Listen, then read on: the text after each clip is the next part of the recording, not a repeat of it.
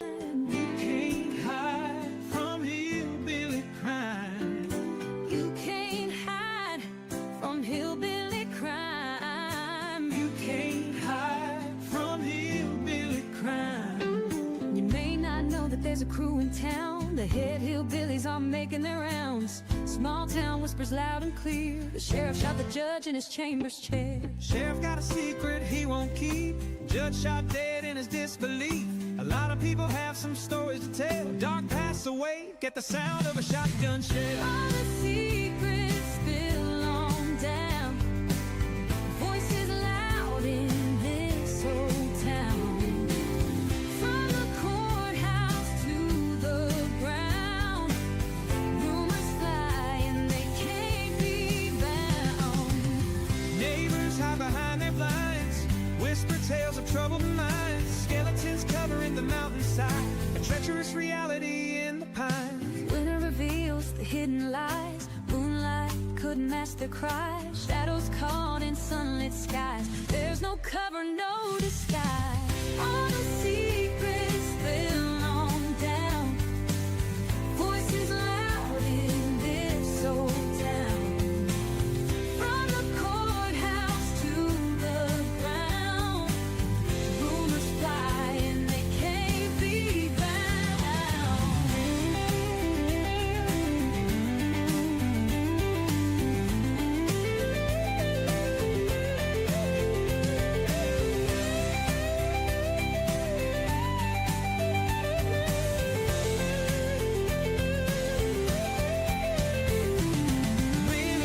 reveals the hidden lies.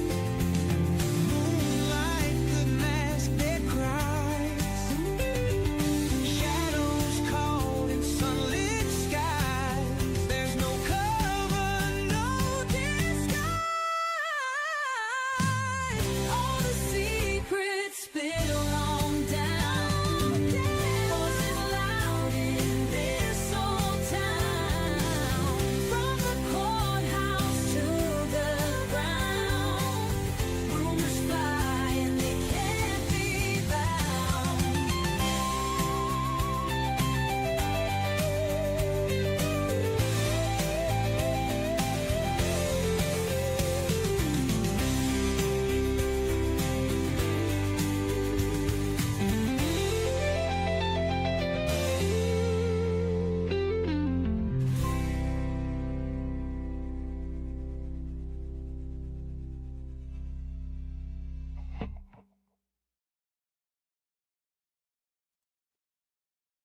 Good morning, everybody. We are on day 2 of Lori Vallow.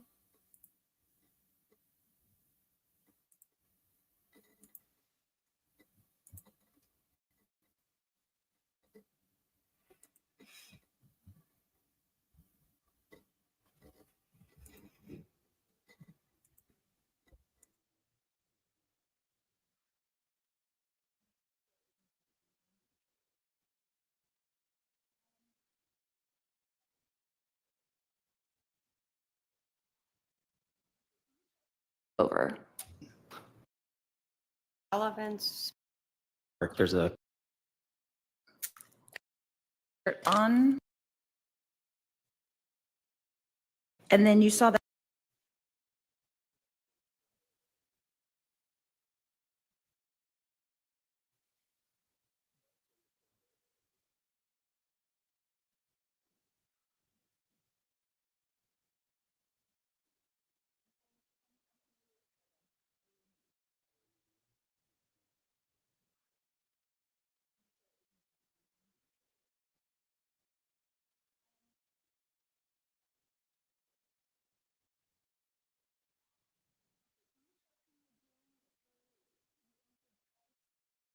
Then what?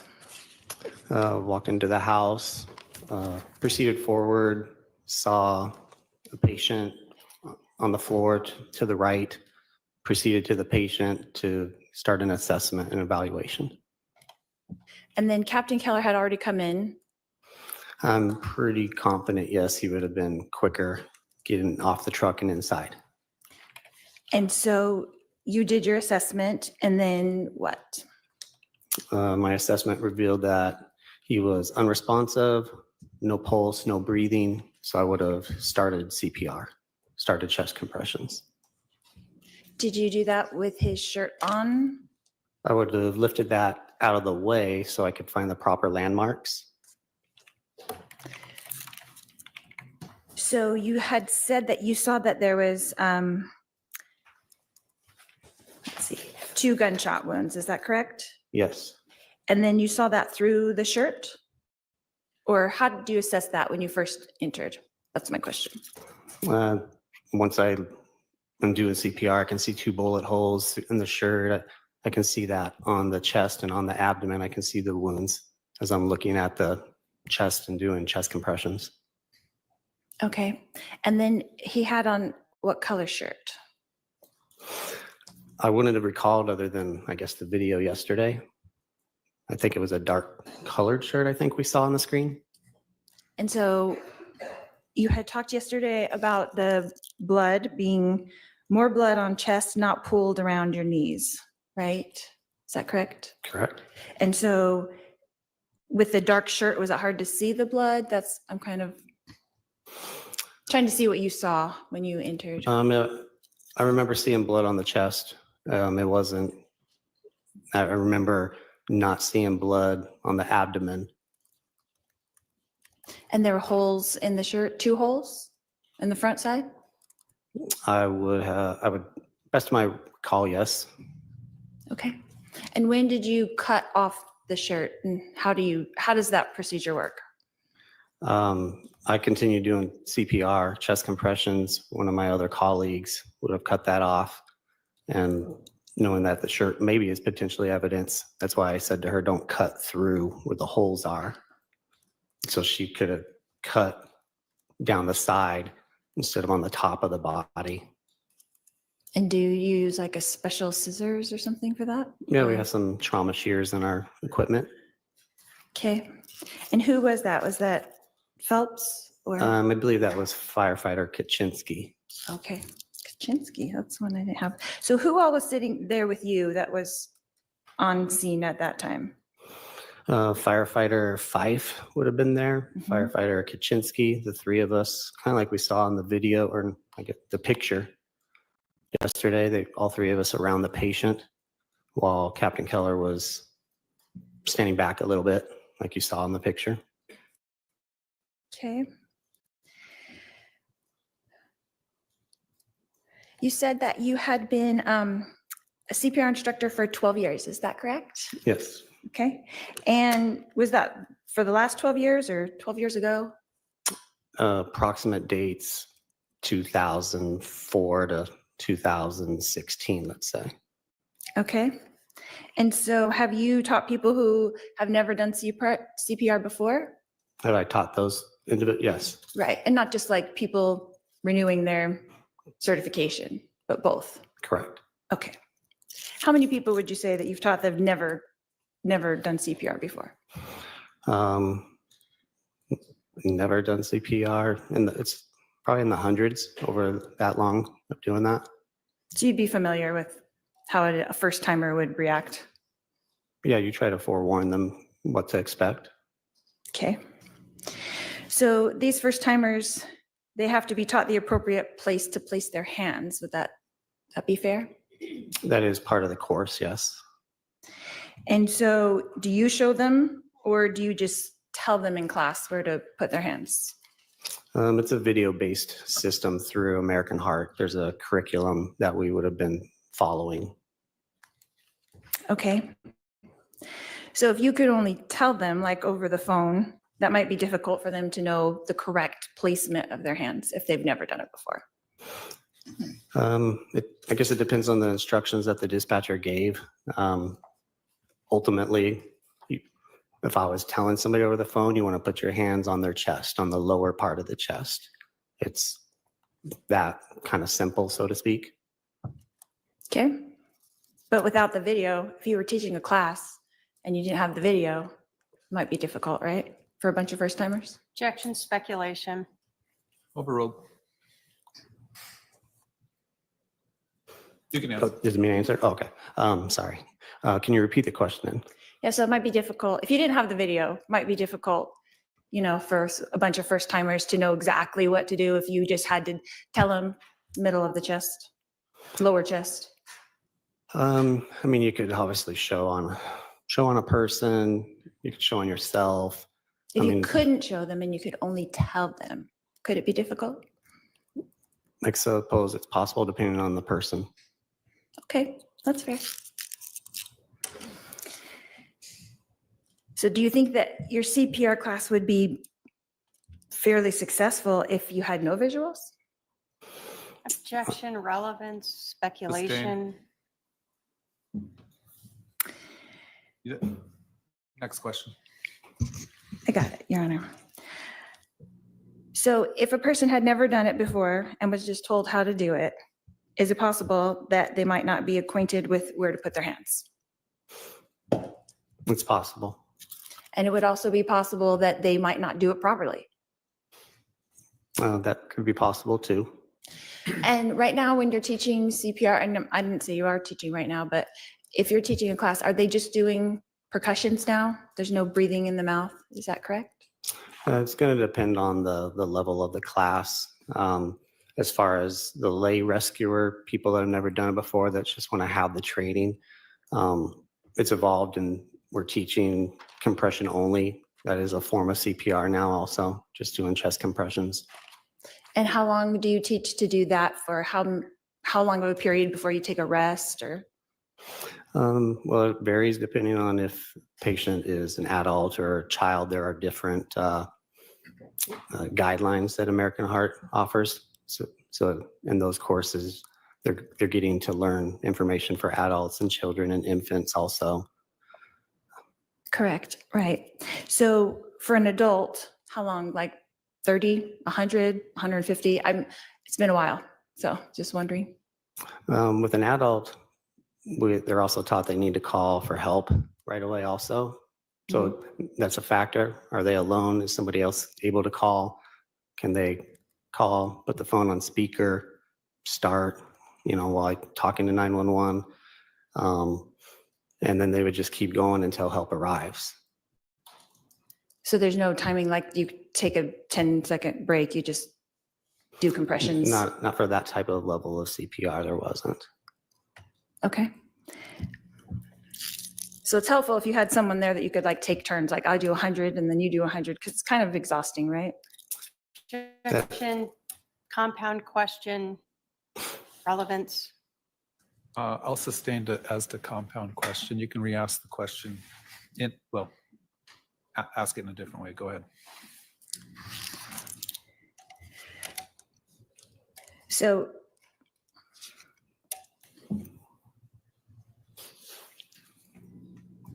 how long did you administer the CPR before you did the flip over? How long do you think that was? Before we rolled him to look at the back, is that what you're- Correct. Yes, that's correct.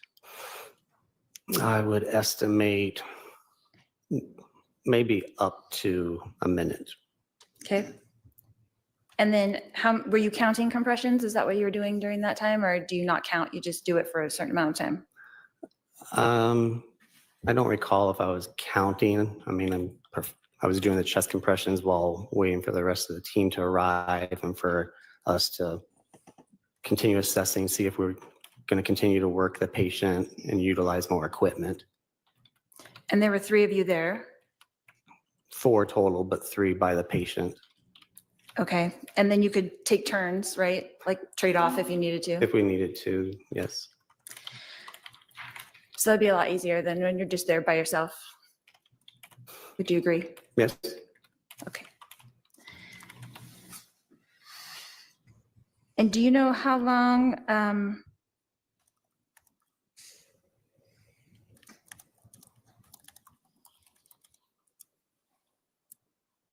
after the rolling over you started doing compressions again? Is that correct? Yes. That's what I had. Yes, I believe so. And how long did you do that for? I would estimate maybe upwards of another minute So maybe 2 minutes total? during that sequence, yes. And was there another sequence? At some point, we would have stopped doing chest compressions so we could evaluate the heart rhythm. That's on the heart monitor. With the heart You monitor? can't be doing compressions to evaluate that. Okay. And then you didn't continue compressions after the heart monitor at all? From what I recall, I resumed again in brief discussion as far as what direction we were going to go. And what were the results of the heart monitor? There was no electrical activity. And how long was the heart monitor applied compared to when you started the first compressions? I'm not sure if I understand the question. Maybe you can reword it or. Sure. How far into your treatment, I should say, did you guys stop and do the heart monitor? I would estimate that the monitor probably was on within 2 minutes of making patient contact. Okay. And how long does that take? To do what? To put it on? Well, yeah, to put it on, get a reading and decide what you're going to do next. It could take, you got to turn it on, open up a compartment to get the pads out of that compartment. You've got to open that packaging to be able to apply it to the patient's chest area. If the chest is wet, which there's some blood, you need to dry that so it's going to adhere more properly, read more properly. So you could be looking at 30 seconds to a minute possibly of working through that. Okay.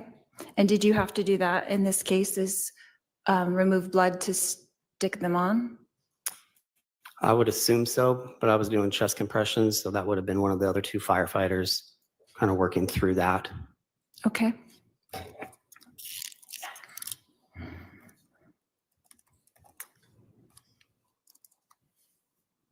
So I understand correctly, you said when you rolled him over, did you cut the shirt in the back also to see the exit wounds? Is that?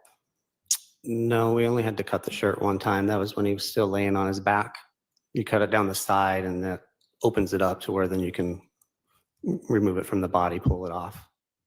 So you did pull it off completely at some point? More than likely, I would say yes. That's typically what we would do. Okay. But you don't remember if you did that in this case?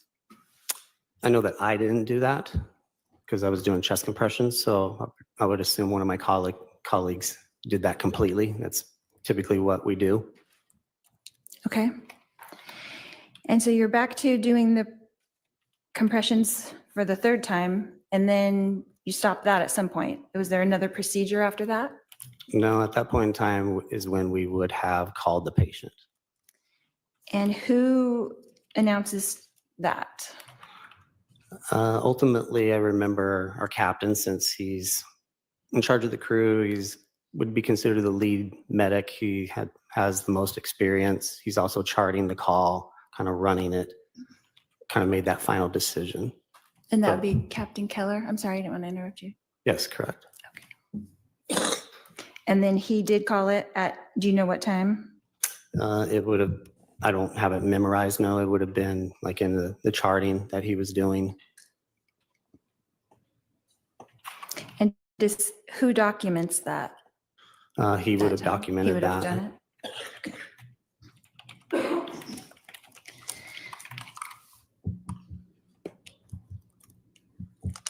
In preparation for your testimony here today, did you review the 911 call at all? No, not in preparation for today. Not the actual audio. No, No. not today. Not for this. What did you review for today? I was able to look at the incident times were dispatched by Phoenix Fire Department. I was able to look at the paper documentation. I was able to see my testimony from Idaho. I was able to see my testimony with Chandler PD when they came to the fire station a couple of weeks after this incident. And what paper documentation did you actually take a look at? It would have been the chart that Captain Keller documented.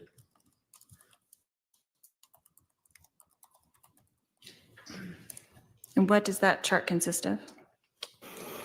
There would be scene times, date, time, address, patient information, name, address, maybe medical history, things that we, a narrative of what we discovered, what we've done, treatments that we've done, the heart rhythm from the monitor gets attached to it.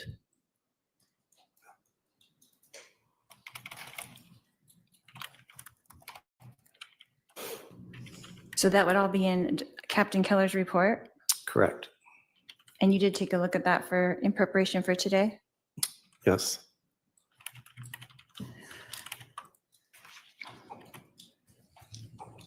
And did you write a report regarding this incident? No, You don't have to document anything? just one person documents the call. So for all of the people that were there from fire? Correct. Okay. So that's the total report, is you just give your input to him and he puts it into the report? Correct. And that's the same for the other two firefighters that were along with you? That's correct. Okay. So they don't have their own individual reports as well? No. Okay. And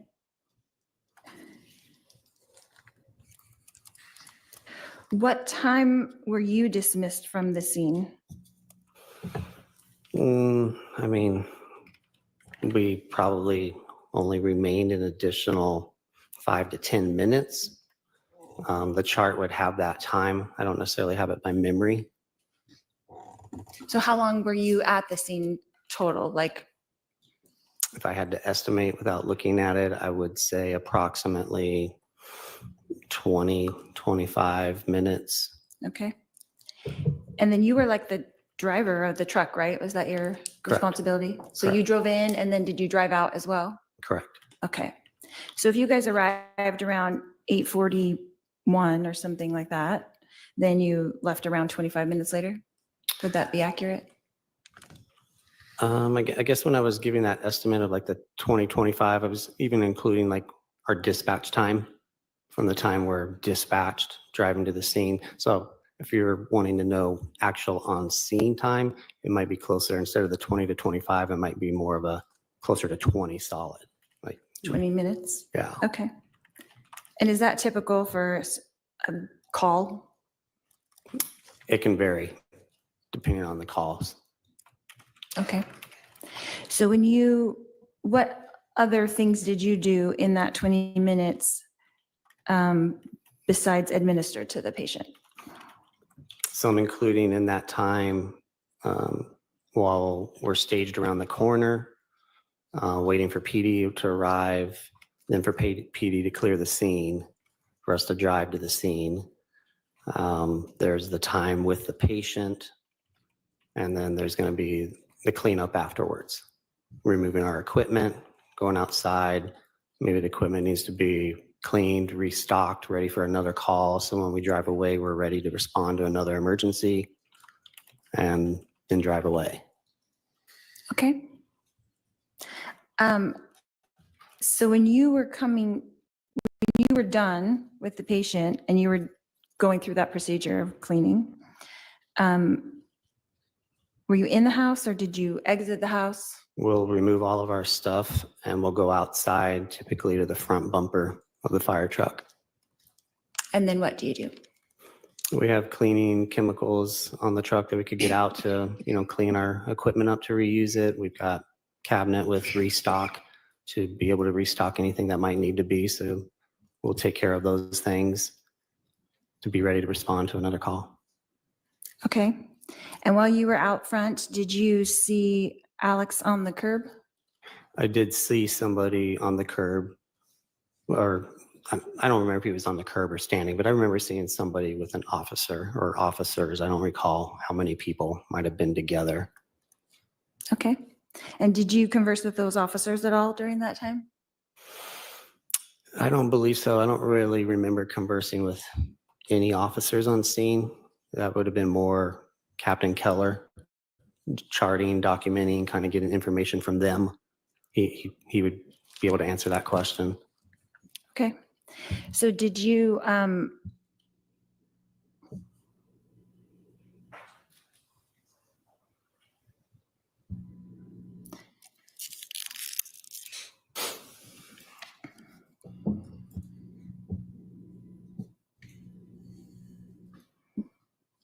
Was anybody in firefighting on your team, the four of you that were there, was anyone asked to take a look at Alex? We were not.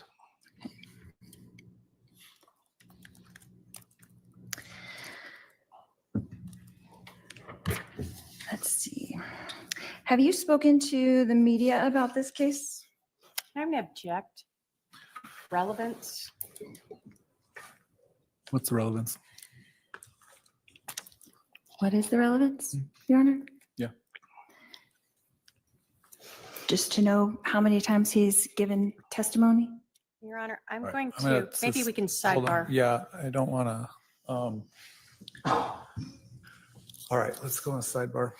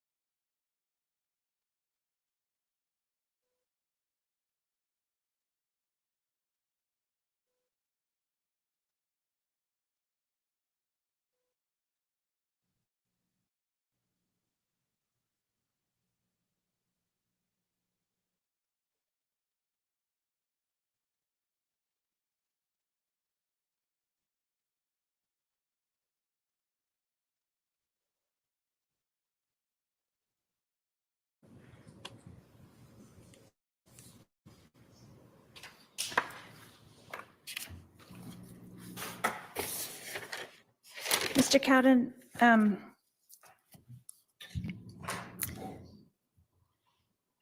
is it possible that if there was a wound to the chest, that doing compressions on that could cause other damage?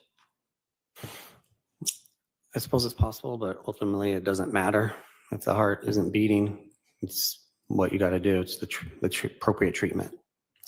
So would a common person who doesn't know how to do CPR maybe hesitate about pushing on a bullet wound? Objection, speculation. Sustain. But you wouldn't. Can you repeat the question? You wouldn't hesitate to push on the bullet wound if the heart was stopped? No, I wouldn't. And you would have to assess if the heart was stopped in order to do that? Yes, you would check a pulse like we did. We would, use our equipment like we did. Okay.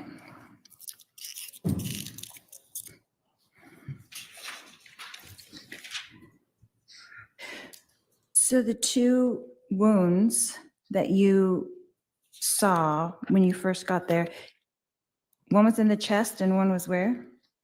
In the abdomen, On the right side or the left side? I would be speculating as to the specific spot or area without actually maybe seeing documentation. Okay.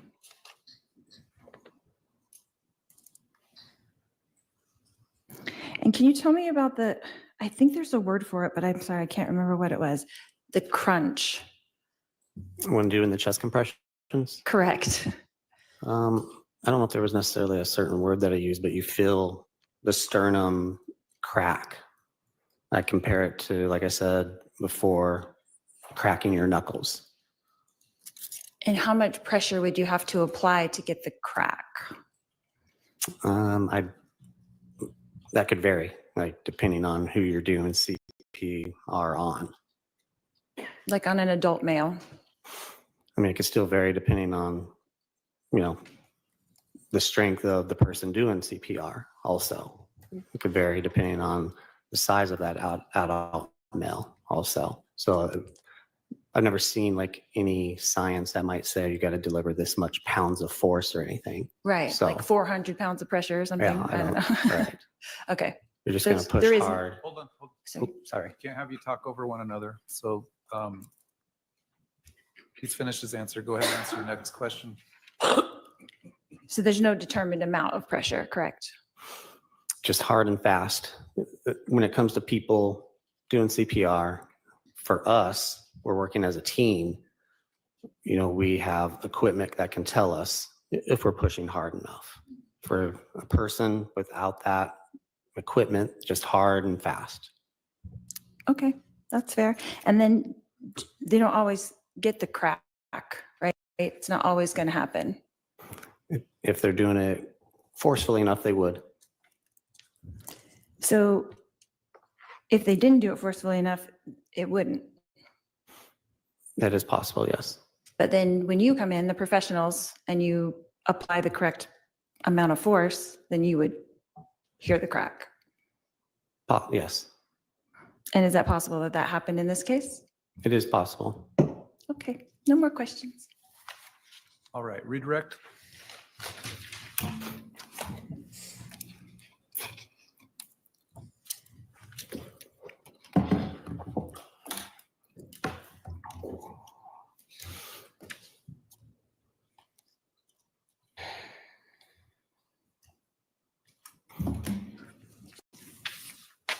Does 911 have to regularly instruct people on how to perform CPR?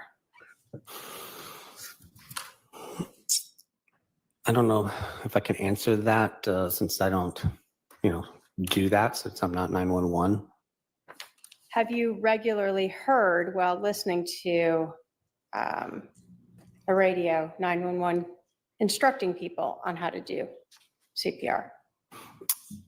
We have had PTI information when we're responding to a call that will tell us that they are either performing CPR or being instructed to.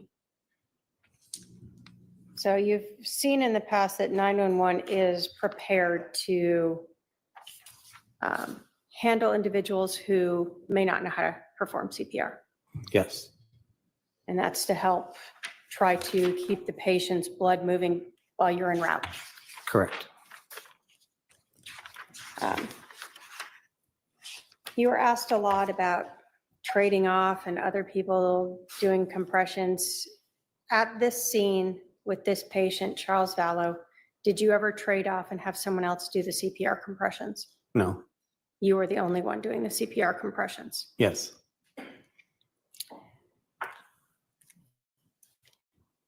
Were you doing CPR while another paramedic or EMT was getting the heart monitor ready? yes, So this timeline of however long it took them is in conjunction with you still performing CPR. Yes. You talked about Charles's shirt being cut.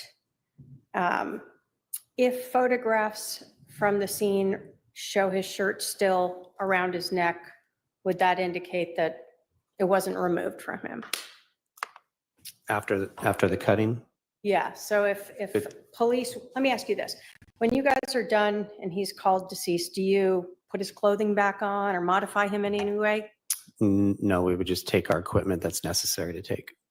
So if his shirt was still around his neck, then that's how it would have been left. Correct.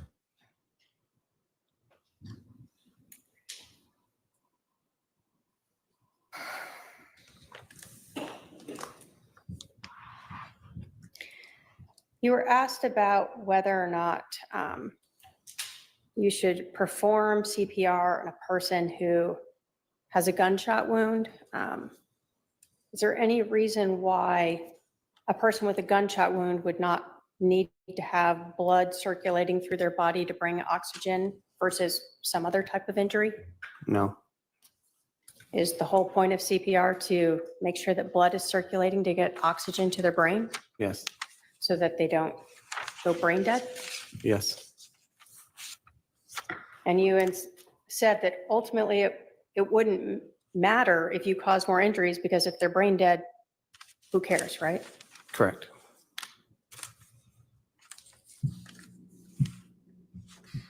In your assessment, did you feel that no one had performed CPR on Charles Vallow before you arrived? I had felt that, and I do know in my testimony to Chandler PD, I had stated that, or it's probably in my testimony that it was not efficient or something to those lines. But I felt like no, it had not. Okay, you felt like no, it had not been done. Correct. Thank you. I have no other questions. All right, I see at least one juror question. We'll go on a sidebar. Please, if you're a juror and you have any additional questions, pass down your question to the basket.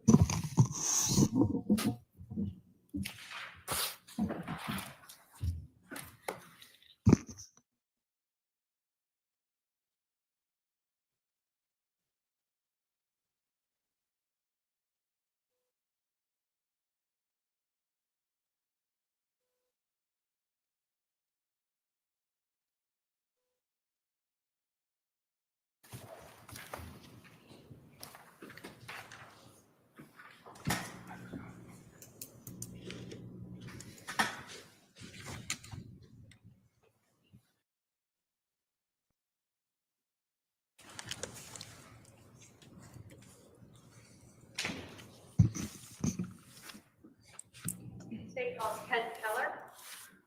All right, so you're going to come on up here. You're going to stand right here and be sworn in.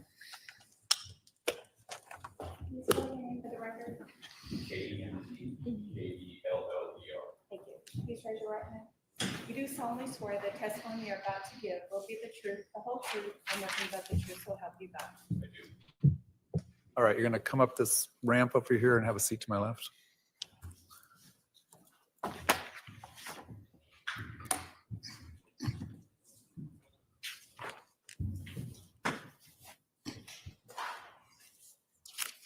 Go ahead. Thank you. Sir, would you please introduce yourself to the jury? My name is Kent Keller. I'm a recently retired captain with Chandler Fire Department. When did you retire? April of 2022. And how long did you work with the Chandler Fire Department? 32 years. While you were there in, let's talk about 2019, what were your duties? What was your rank? My rank was captain. I was an engine captain, so a company officer. I was in charge of a 4-person crew. We basically respond for calls to service and the different functions of a. Did those calls for service include medical calls? Yes, ma'am. Did you have any training in the area of Yes, medical treatment yourself. Yes, I am a paramedic. I went to paramedic school in 1991. And can you tell us, is there or was there ongoing type of continuing training to be a paramedic? Yes, yes, ma'am. There is continuing education throughout the year. You have to have a certain number of hours in each subject, and as well as updates as far as pharmacology or different treatment modalities. So yes, there's constant change. And the difference between a paramedic and an EMT? Well, an EMT is EMTB, EMT basic. A paramedic is an EMT paramedic. So the biggest difference would be invasive treatments. So you're trained with more ability to provide care, cardiology and pharmacology. When fire gets a call of a person who is shot, what is sort of the normal response? What does fire do when they are coming to a scene and they know a person has been shot? Well, what they normally would do is you get the dispatch, you look on a map, you route yourself in, and then you would determine a safe place to stage while the scene is secured by PD. Okay. And then how do you learn that the scene is secure? In Chandler, anyway, we have interagency communication. So you're on the radio both with Phoenix Dispatch and Chandler PD, direct car to car or to Chandler PD Dispatch. So you're actually then told by Chandler Police that it's secure and you can come in? Yes, ma'am. They will give you a scene safe or code 4 and cop talk. When you arrive on scene as the captain, what is your role when you get there? My role is scene safety, primary scene safety. That's rule number 1 in everything that we do. And in other words, as I arrive on scene, I'm going to make sure with PD that there are no more threats for our crew and get direction to where we need to do treatment. When you have this team of 4, how do you determine who does what? Well, I mean, that's individual crew training, and some crews might have specific jobs. Ours is more of a fill and flow. As you come to, I guess I should say, one person is charting, one person is going to be the paramedic in charge of the call. So he's running the call. His job is bigger picture. And then that'll leave 3 people for hands-on treatment until a 2-person rescue would arrive, an ambulance would arrive to help, if that were the case. Does fire ever respond to a scene and then advise that a person is deceased? Certainly. And if fire responds, determines a person is deceased and this is potentially a crime scene, what does fire do at that point? Well, fire then would pick up their gear and leave without disturbing that scene as much as possible. I mean, we have gear, we spread out our gear. When we get to a patient, you know, we have monitors and drug boxes and trauma treatment boxes. So as soon as it's determined that the patient is not viable, then you would pick up that gear and leave the scene. What you don't want to do is interfere with any investigation going forward. And even when you are working on a person, are you trying to limit impacting the scene itself to the best of your ability? Yes, our job would be to determine if treatment is necessary and then do that treatment regardless. But yes, what I should do, what the captain or whoever that paramedic should do that has the larger picture would be to try and minimize any disturbing of the scene. But obviously, taking care of the patient is the primary focus, even if that causes the scene to be disturbed. Yes, ma'am. Were you working on July 11th of 2019 around 8:30 in the morning? Yes. Do you recall responding to a shooting at 5531 South Four Peaks in Chandler? Yes. When you responded or first went to this scene, did you guys stage like we've discussed? Yes, ma'am. And you advise that you're being provided information from two different sources? Yes, our primary source is Phoenix Dispatch. But yes, you are able to monitor Chandler PD as well. Is Phoenix Dispatch 911? Yes, ma'am. Okay. So you're getting what's coming in from 911. Are they relaying information to you? Yes. Are things like whether or not the patient is receiving CPR something that is very relevant to you? Yes. In this case, did you receive any information regarding that? Yes. We were told that CPR instruction had been given and CPR was in progress.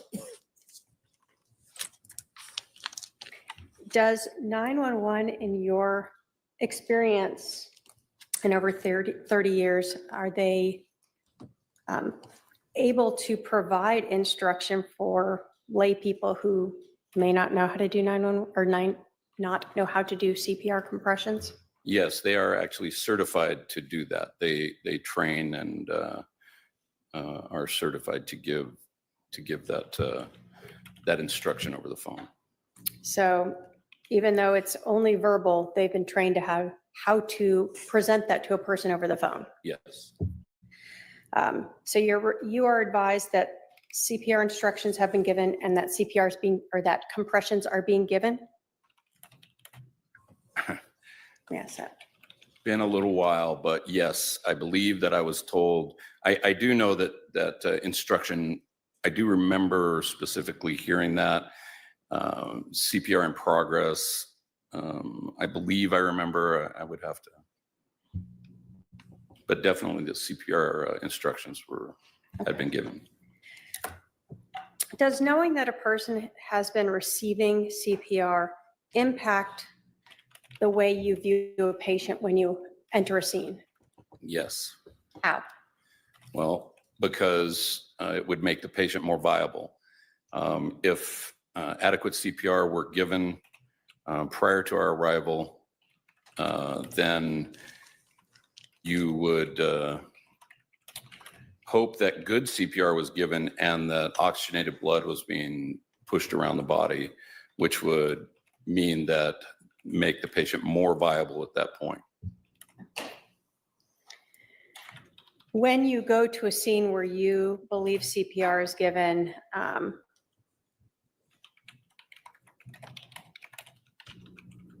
such as this one, was that one of the things, I guess, that was part of your decision-making as you are assessing this patient? Yes. Can you talk to us about when you entered this residence, what do you recall? When I entered the residence, I recall thinking that the house seemed empty, like it was either being moved into or moved out of. So there was no furniture or anything. We had a clear path to where the patient was. And I remember thinking that there's very little in this room other than the patient. Okay. Did you notice at any point some items around the patient? The only thing I remember being around the patient was a baseball bat and a ball cap. And do you recall at this point where those items were in relation to him? Yes, I believe the baseball bat would have been on the patient's right and the ball cap above him somewhere in the room. I think the baseball bat was against the wall on his right. Do you recall ever seeing a bullet near the victim? Once we started assessing, I did see a bullet, a spent round on the floor. So that's sort of a little bit into, you're in the Yes, ma'am. scene, Yes. wasn't something you initially recognized? No, no. While you're in there, was there any officers in the room with you or inside the house? There was at least one officer still clearing the house, I believe, or at least going through the house. I only recall for sure one officer being interior. Can you describe for us how the patient, how Charles was laying when you first observed him? Yes, ma'am. He was laying supine. He was laying on his back. As we entered, his head was towards us, so geographically, I think north.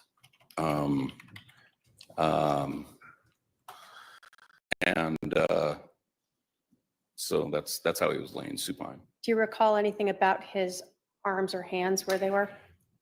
I don't. To his sides. I don't recall, honestly. Did you observe any injuries to Charles, this patient? Yes, he had evidently a gunshot wound to his center chest. Hole in the shirt and a small amount of blood. Did you recall or notice anything about where the blood was pooling from that shot to the chest? At that time, I did not, because we have to expose the patient, and the so he's a big guy, so he had a small amount of blood above his sternum. I'm showing you Exhibit 3 that's previously been admitted.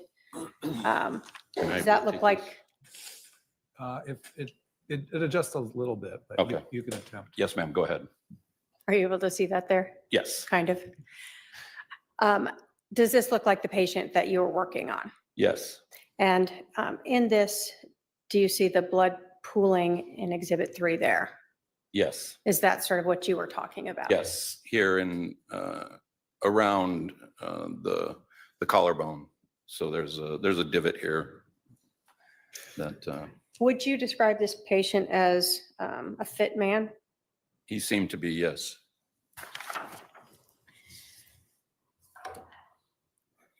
When you saw that pooling like that, did that stand out to you or seem at all impactful in your decision of whether or not CPR had been given prior to your arrival? Yes. Why is that? Because had adequate CPR been given there, I would have expected more blood possibly on there and perhaps a pool of blood under him. I didn't see any blood under him. I mean, when we first got there.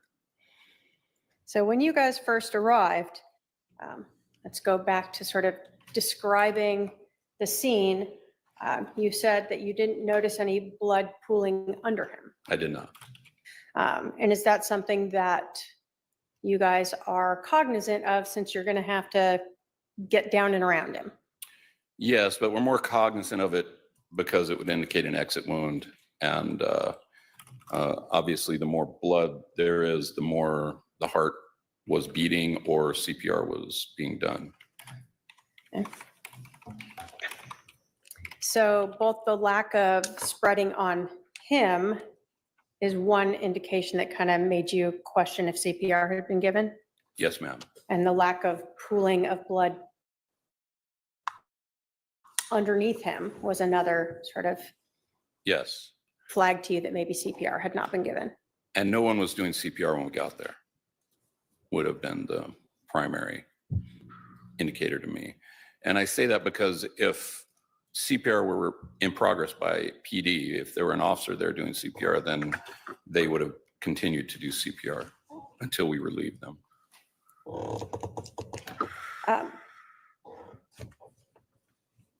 If a person is shot and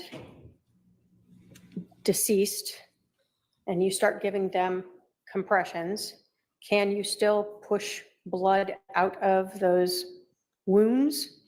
Yes, ma'am.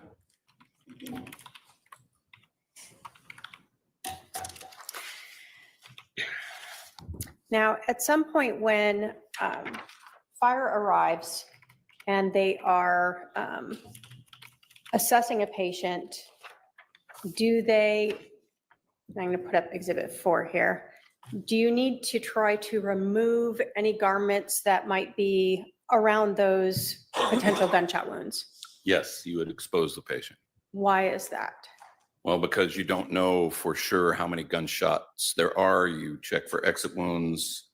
Some gunshot wounds, some entry wounds are minimal. You wouldn't see them. You know, you could go through a shirt and not see them. So you expose the patient. Okay. I have Exhibit 4 up here from body cam from a officer that's previously been admitted. Do you recognize who these people are and where this is? Yes, ma'am. And is this you? It is. So in this case, at some point, was Charles's shirt cut in any way to allow access to those gunshot wounds? That would be the norm. Is at this point they would be cutting his shirt. Do you recall from this scene how many gunshot wounds you observed to the front of Mr. Vallow? I believe 2. Now, when you guys first arrived on scene, do you check the pulse? Like, what do you do when you first get there? Yes, you would check for pulses, carotid pulse, and obvious signs of life breathing. So chest rise and fall as you are walking up to a patient. So in this case for Charles Vallow, did you guys find a pulse? No, ma'am. Did you notice him breathing? No. Do you do any other assessments before you start compressions? No. So if he's not breathing and you don't see that he has a pulse, why begin CPR? Why start compressions? Because you don't know how long he has not been breathing or not had a pulse. Okay. He could have just stopped those things moments before we got there, which would make him a viable candidate, or a viable patient rather. And does, again, the fact that you believe CPR had been performed prior to you arriving also play into your decision to Yes. see if he's viable? Yes. As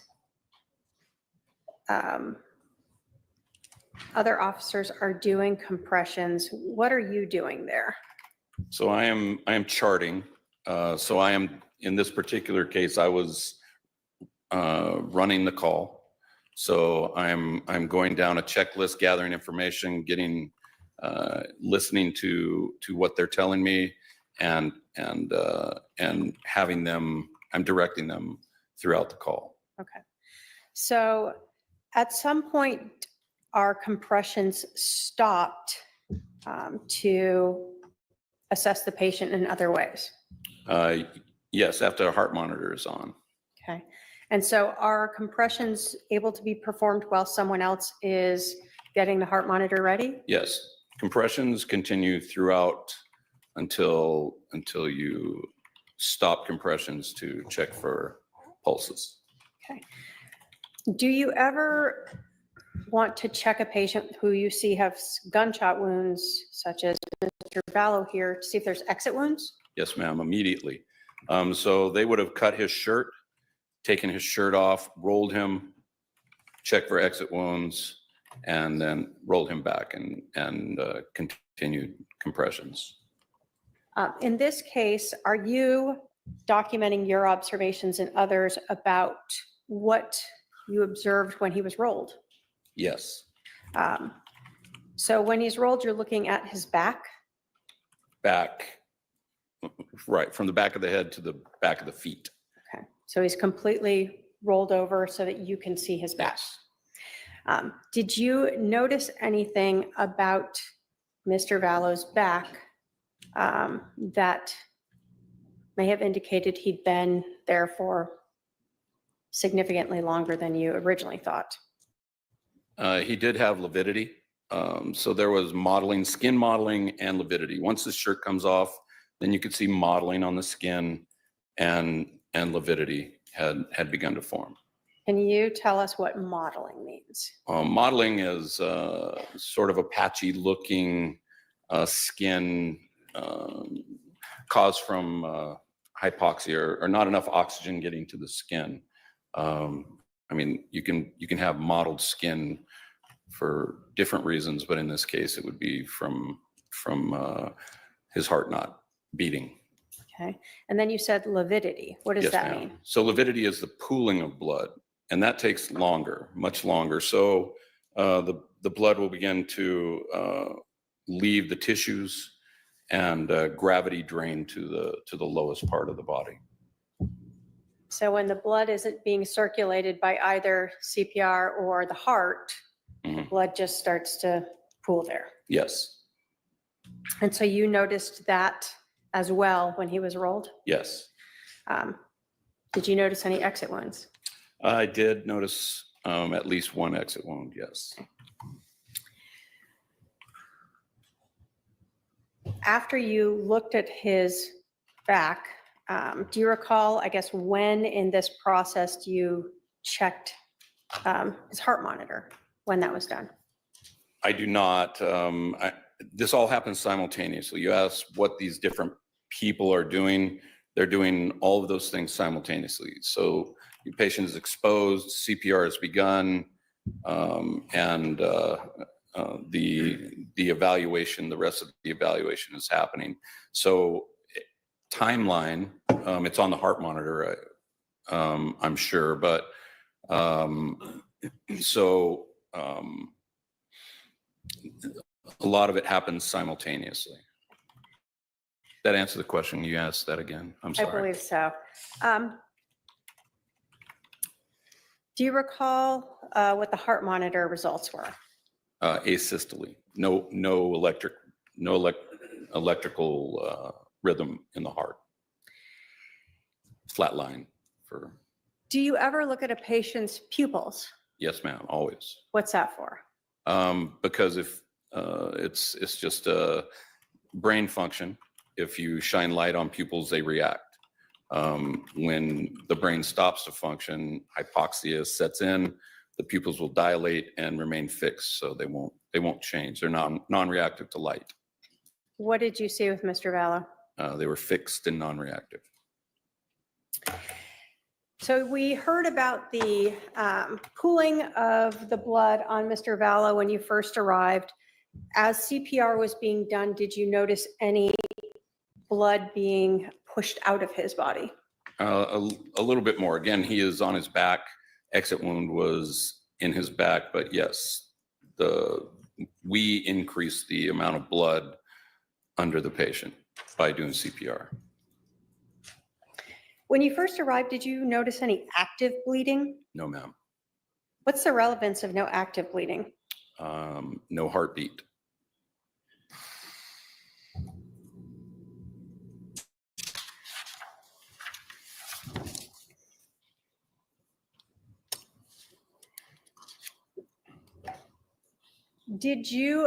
Were you advised of Scott Cowden's information about when he started CPR, hearing the crunch or feeling, I guess, the crunch of him performing CPR? Was I advised of it? Yeah, did he let you know that? No, but that would be expected. And is that expected if CPR hadn't been performed? No, not adequately. Again, big guy. So that the sternum will, the cartilage holding the sternum to the ribs breaks, gives way. So, and that actually makes CPR much easier. In this case, you came in, he wasn't breathing, he was pulseless, his pupils were dilated, the heart monitor said there was no activity, correct? When you looked at his back, you noticed both mottling, which meant that the blood wasn't moving through his body? Yes, and modeling was on the front as well. Okay. So as that blood pools, so it leaves the tissue, you know, that's gonna hasten the modeling part of it. So you noticed that when the shirt was then cut, and Yes. he was exposed, Yes. as well as when he was rolled. Yes, And then you also noticed on the back the lividity of the blood pooling there. yes, When you, I guess, obtained all of that information, did you end life-saving measures? yes. Who decides to end life-saving measures?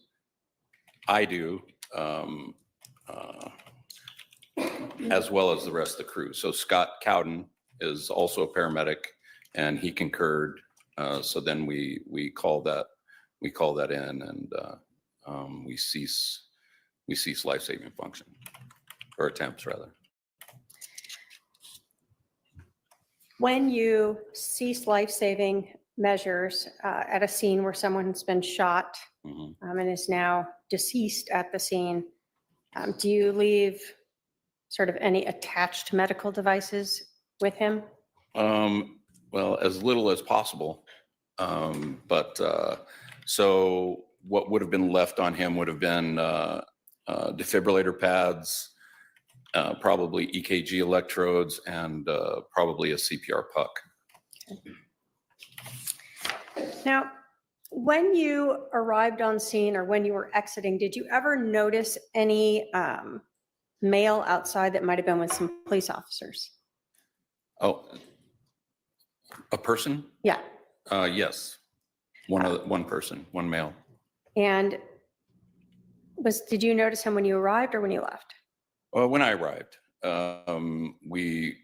again, my job in particular is to kind of get a larger overview of the scene. So I did notice a person talking with PD. And when you observed this person, did you notice anything that he appeared to be injured in any way? No, So no obvious injuries to you? no, If you had been asked to treat him, would you have? of course. Did you see that same person outside when you left? Yes. And when you left, did you observe anything about him again that he appeared to be injured in any way? No. Did you ever see a female and a female teenager at the scene? Yes. Where did you see them? They were across the street from the house we were at. Do you see that person in the courtroom today? I see the adult, yes. Can you point her out and let us know what she's wearing? Dark blazer at the defendant's table. Dark clothes, I'm not sure. Okay. State will ask the record to reflect the witness has identified the defendant. Good job. Did you overhear her talking or saying anything? I did overhear her talking with the police officers, or someone said something about not getting invited to a pool party because of the commotion at the house or something. So What? Did you have any formal interaction with her? no. When you sort of completed and left this scene, looking back and assessing it based upon your training, your experience, what you observed and what was done to Mr. Vallow at the scene, would you agree that Charles Vallow was dead before you entered the house? Yes. Based upon your training, your experience, what you observed and what was done to Mr. Vallow, would you agree that it was highly unlikely that anyone had performed CPR on Charles Vallow prior to fire arriving? Yes. I have no other questions, Your Honor. All right, Cross.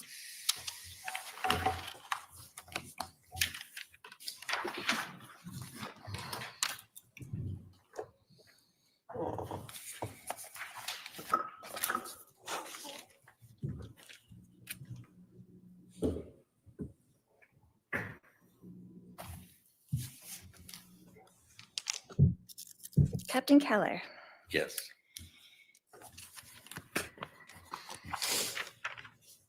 You were first on the scene? The police department was first, but yes, we were the first fire unit. First fire on the scene. Mhm. And can you explain to us what staging is exactly? I'm not really sure. Sure. Staging, when there's some violent incident, the fire department, the firefighters don't have protective equipment for that sort of a scene. So we will go to a place where close to whatever the dispatched address is, that we would be a place of safety, but close, so that as soon as the scene is made safe by the police department, then we would enter into the scene. So that would be like a couple houses away, or? Could be a couple Really? houses, could be behind cover. In this case, it was a gunshot was the call. So you want to make sure that you are a little ways away, Okay. in case So- there was more gunshots. Right. So you parked somewhere on the street, but a couple houses down from the house. Is that correct? Yes. Okay. And then part of that staging is you stay there until you get the all clear. Yes, until the police department says that it's safe to enter the scene. Okay. And you were wearing body cam that day? No, we don't wear body Oh, you don't cameras. wear body cam? Okay. You were just that was a picture from you on the body cam, On the. one on of the someone police else's officers. body cam? Yes. Okay. Okay. Do you use any instruments to obtain current body temperature? Do you No. guys have an instrument for that? No. No? Would that help you give a more approximate time of calling a time of death? It wouldn't help me. I'm not trained to do that. So we don't have that. It's not within our scope of practice to determine that. It's not part of paramedics training? No. Okay.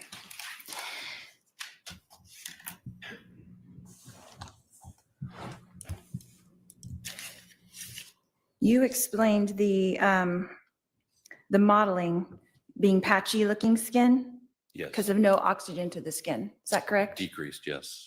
And so will that continue to increase? I don't really understand. Would you say modeling is complete or in progress? How does that work?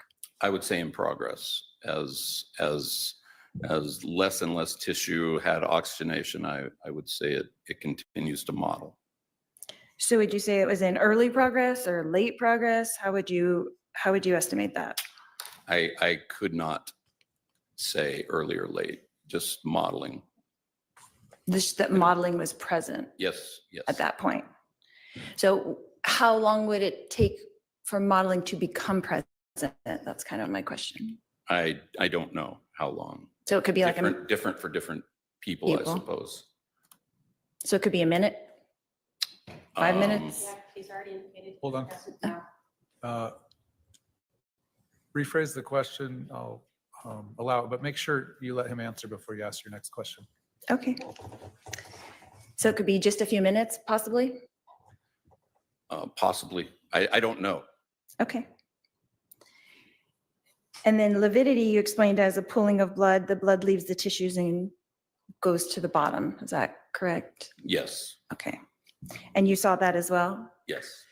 And in your estimation, would that have happened soon? You know what well, that's not a good question. In your estimation, that had begun? Yes. And was it advancing how far? He had lividity on the back of his torso. So does Lividity, backs of his arms. does Lividity start immediately after the heart stops? Is that what you were saying? I suppose it does. Okay. And if you were on any kind of medication, would that affect that as well? I couldn't say.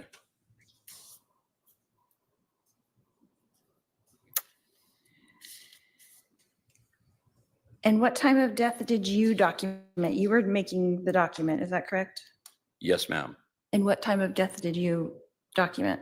I did not put time of death, but I put a time of treatment being ceased, and I don't recall what that time was. It's on that report.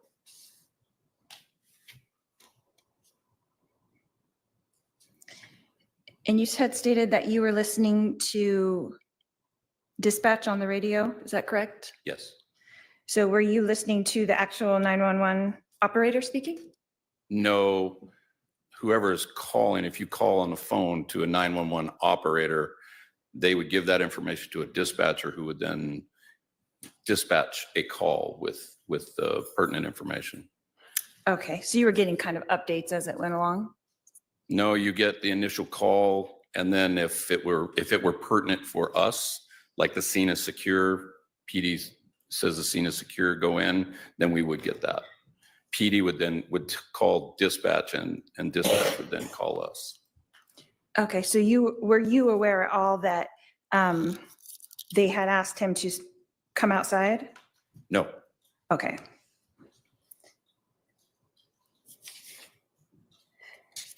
You just saw that he was outside, but you didn't know that the 911 operator had told him to come outside. Is that correct?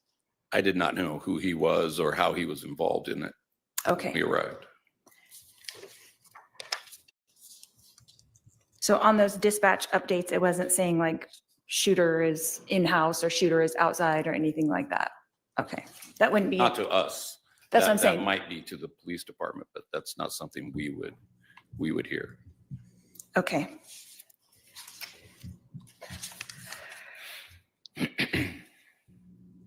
In this case, Captain Keller, do you know for a fact that CPR had not been given? I do not know for a fact. And do you know for a fact that CPR had been given? I know for a fact that we gave CPR. Prior to your coming in? No. No further questions? All right, redirect.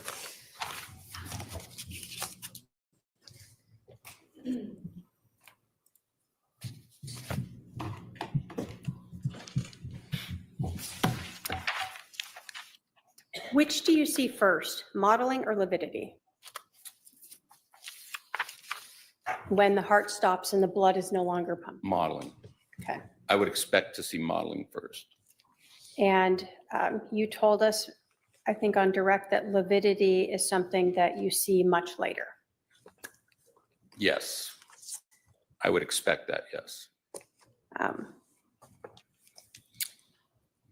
Have you treated patients before within a few minutes of their heart stopping? Yes. Do you see lividity in those people? No. Do you see modeling in those people? No. You see skin conditions change in those people, gray or cooling, moist, moisture, but not modeling or lividity. So you're not here to tell us how long it takes for those to form, right? I don't know.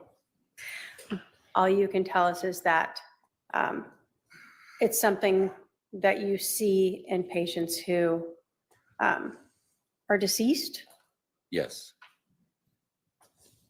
and have been deceased long enough, whatever time period that is, for that to happen. Right. It is an indication of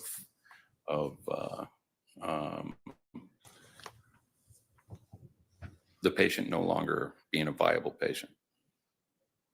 And that was one of the things that you noted and used in determining to end any life-saving measures. Yes. Now, is the only way to know if CPR has been given to be there with the person watching them? No. What else can tell you that CPR was given to a patient? Well, PD on scene arriving would witness, the best way would be witness CPR. That's the best way. Is there any other ways? Well, yes. Again, you would have an indentation in the chest. The sternum would likely be have been cracked loose from the rib cage. And there would be, in the case of trauma, increased bleeding. You do CPR or CCR sometimes when there's not trauma, cardiac. In this case, were other indicators the blood that was pooling only at the neck and not spread out further? Yes. The lack of pooling underneath the victim? Yes, and the mechanical action of doing compressions with a gunshot wound right there would have spread blood in that area as well. It wouldn't just have gone where gravity is. So where you saw the blood pooling was where gravity, a low spot. That was my interpretation of it, yes. And you did not observe spread blood across his chest? No.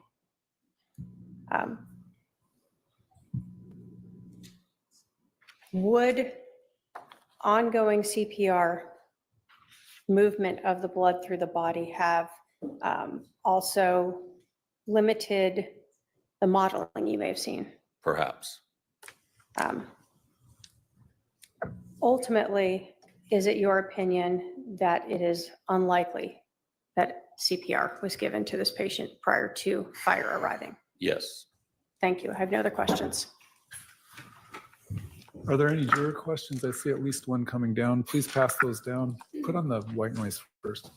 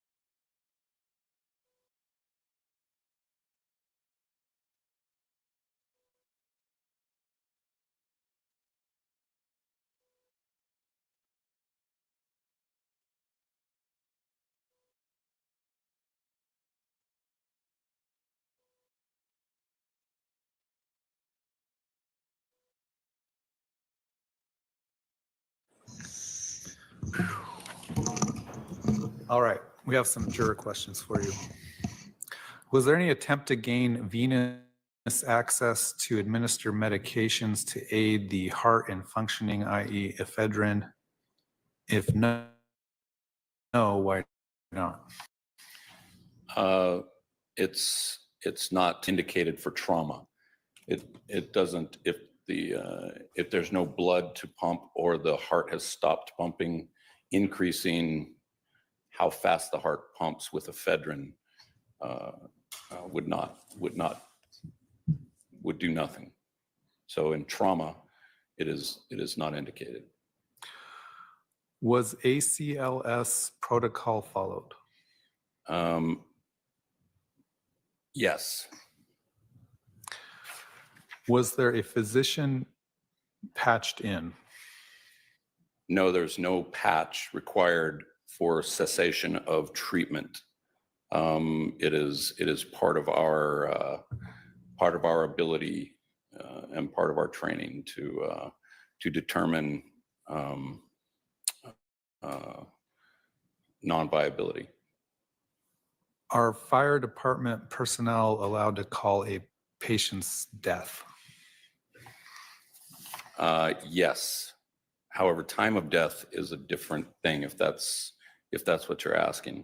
In other words, we are allowed to stop attempting to do life-saving treatment if it's merely a recovery. So does that answer? Well, what I'm going to do is I'm going to have if the defense, first of all, let me check. Are there any other juror questions for this witness? I don't see any. The defense can follow up based on those questions if you want. No questions, Your Honor. All right, how about the state? Just a couple. Sir, when would you use ephedrine? Well, if you had just asystole, but it was a cardiac-based code. If the heart had stopped due to some disease state, electric shock, for instance, you would use epi. Are you saying epinephrine Yeah, is what yeah. you're saying, right? When you're looking at whether or not to push drugs to try to get the heart to restart, you're looking at the type of trauma that caused the heart to stop. And how long it's been since the heart stopped. So in a place where you said there is trauma, meaning like a gunshot wound? Like a hole in the vessel, yes. So that is treated differently than if someone has a heart attack and Yes, yes. you were asked about. These are all algorithms, protocols that are given for us to operate on scenes under medical control to whoever asked about the patch. What is then the ACLS protocol? Advanced cardiac life support. And it's just, again, it's a flow chart. Are there obvious signs of death? Yes. Stop CPR. So here you followed that protocol and stopped CPR. Yes, ma'am. CCR technically, but yes. You were asked about contacting a physician, a patch or something for a cessation of treatment. Right. Are there times where you do patch in with a physician? Sure. You would patch en route, not for a code. You would patch en route and give a doctor, or actually it would be a nurse answering the phone, but you would let them know what you have and what treatment you have given and what treatment you are going to give en route to their facility to continue care. We are primarily to stabilize and turn over the patient, making it more viable for a rescue. So when you terminate treatment because a patient is not viable, you cannot revive them, you don't need to talk to a doctor about that. No, you you need to call in that you did it. So there would have been a patch after that, but you don't have to call in to cease treatment. So you don't need a blessing by a doctor to stop life-saving treatment. Well, no, we have the blessing through our certifications and through our training. So we are operating under a doctor's license at any time we are operating. So that doctor or this group of doctors usually understands our training level and agrees to trains us to make that decision, yes. And so ultimately, as a paramedic, you have the authority to use that protocol to determine when you are no longer able to revive or Yes. save the life of a patient. Cease life-saving functions, yes. And that's what you did here. Yes, ma'am. Thank you. I have no other questions. All right, you can step down. We're going to take our lunch recess. I'll remind the jury of the admonition. We will resume at 1:30 p.m. All rise for the jury.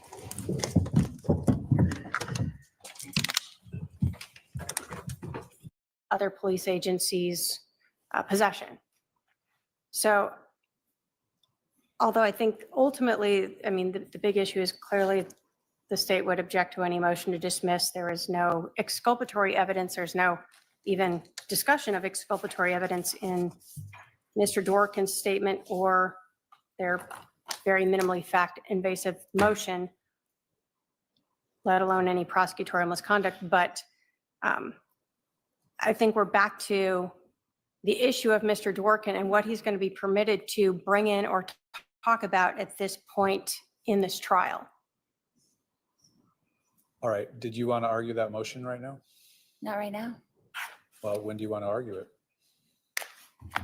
Well, the main problem, do you want me to argue it right now? I'm not asking you to, but I indicated when I read your motion that it does appear not to be any discovery violation, but that the state turned over the evidence that it had at the time and advances in that software that maybe make more information available upon an extraction than was available when they did the extraction isn't a discovery violation. I'm looking at this as more of a discovery request for additional information, which at this point in the game, I'll allow you to do your discovery requests, but I don't know that any information that's discovered between now and the end of trial would be coming in because it's so late. In reading that affidavit, I would agree with you that that was my initial thought as well. But the problem is that the problem that we have here is that that software was available and those things were available and they were not handed over from the state. They were never handed over from the state, and they've had that information for years. So that's why we filed that motion, is because of our expert was able to download the one device that we got, that he was able to see that the complete downloads were never given, that these are reports of downloads when we know that the state had available the entire complete extraction in the first place. They just didn't give us the entire extraction. They gave us the reports of the extractions, the ones that they wanted us to have. So those were available according to the technology. They just didn't give them to us on all of the devices, but we only have proof of it on one device because that's the only device that we were able to do in a timely manner. All right. I want to clarify a little bit. They gave you the full extraction that was available to them at the time. No, they pulled a report from the full extraction and gave us that. That's what they gave us. State want to respond? Your Honor, when you extract data from a device like a cell phone, it is put into a formula where it is not readable by anyone, which is why then you use the Cellbrite technology to basically parse that data into areas that we can read and view and review. So Is that what was given to the that is defense? what was given to the defense, was the 2019 or 2020 version of the Cellbrite technology that was used to take that extraction and put it into a readable form so that you can look at, for instance, not having to search through all this data to try to find out a text message. All of them are put together with dates and times and people and locations. Your Honor, I would request that we can have a hearing on this so that I can bring in Lonnie Dworkin and he can explain that what they did not give us. Well, just reading his affidavit is what they gave you is what they had available to them at the time. There's no affirmative duty for them to, every time a new software version comes out that makes maybe more data available, to rerun all the information. We're not claiming that it is. We're claiming that they had a full extraction and they gave us a report of that full extraction instead of the full extraction on all the devices. It's not what only was available to them. They did have that available. They just didn't give it to us. It's cherry picking. It's Okay. cherry picking is what we got. I don't read your own expert's affidavit the same way you're reading it, but That's why I'd like him to be able to come in and explain it. Can we set that up? well, we can set that up at some point, but again, this is all late and it's unlikely that anything that's happening would lead to him being allowed to testify, but maybe we'll do that this Friday or something. I don't know. We'll have to squeeze it in, but I'm not going to make the jury wait to do that. Okay. We'll be at recess until 1:30.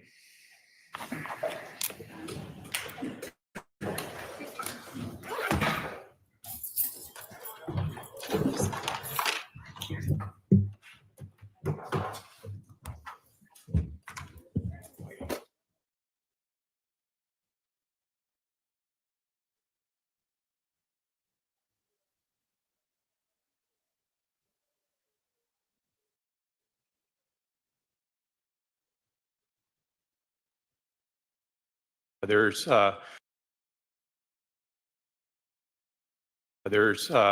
regular officers that typically will do entry. There's some that specialize in breaching, some specialize in grenadiers, and then we also have the snipers. So I was cross-trained to do the regular basic entry officer stuff, as well as I became a sniper, and eventually I became a sniper instructor. Okay, so what kind of training did you have to go through to become a sniper and sniper instructor? So the sniper training was a basic 40-hour course. I attended that with the FBI. And as time progressed, I would attend advanced sniper trainings so that I could enhance my skill set. And eventually, after having been on as a sniper for a while, I attended a 40-hour sniper instructor course. Who is that with? That was with the American Sniper Association. As a trainer for snipers, what did that entail? It entailed having to have a good working knowledge of the actual job, the ballistics that the rifles need to perform, knowing how to train new snipers, knowing how to keep snipers that have achieved certification to keep their skill sets up, and to keep meeting the mandates of what would be expected of a police sniper. Did you ever become a shooting reconstruction expert? I did. Can you tell us, what does that mean? It means that I attended a course. It was a 40-hour course where it was completely hands-on. There was classroom, a lot of hands-on with you not only see the results of different impacts and things like that, but you watch it happen. And then in some cases, you actually get to make it happen. And then after that, you, as a class, you work together, putting things back together.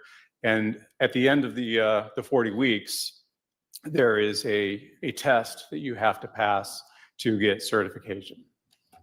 You said 40 weeks? Or sorry, 40 hours, sorry. So what does, I guess, shooting reconstruction mean, if you had to explain that to us? It means being able to take information from a scene and being able to put it together to reconstruct as best as possible or humanly possible what happened. For instance, you have bullet strikes.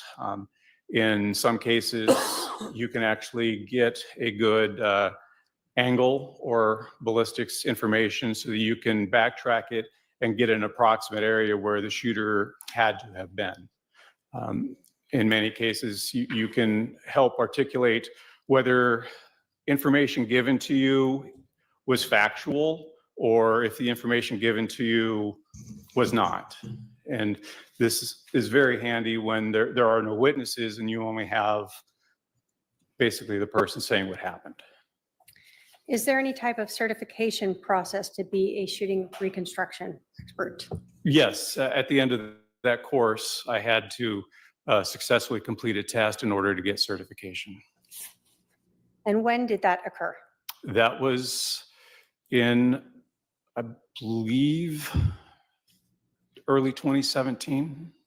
Who is that through? Who puts that on? It was with Michael Haig, And who his is- company. Who is Michael Haig? He is part of a duo, father-son duo, that have become quite renowned for their ability to do ballistics and then teach it and train other people with it.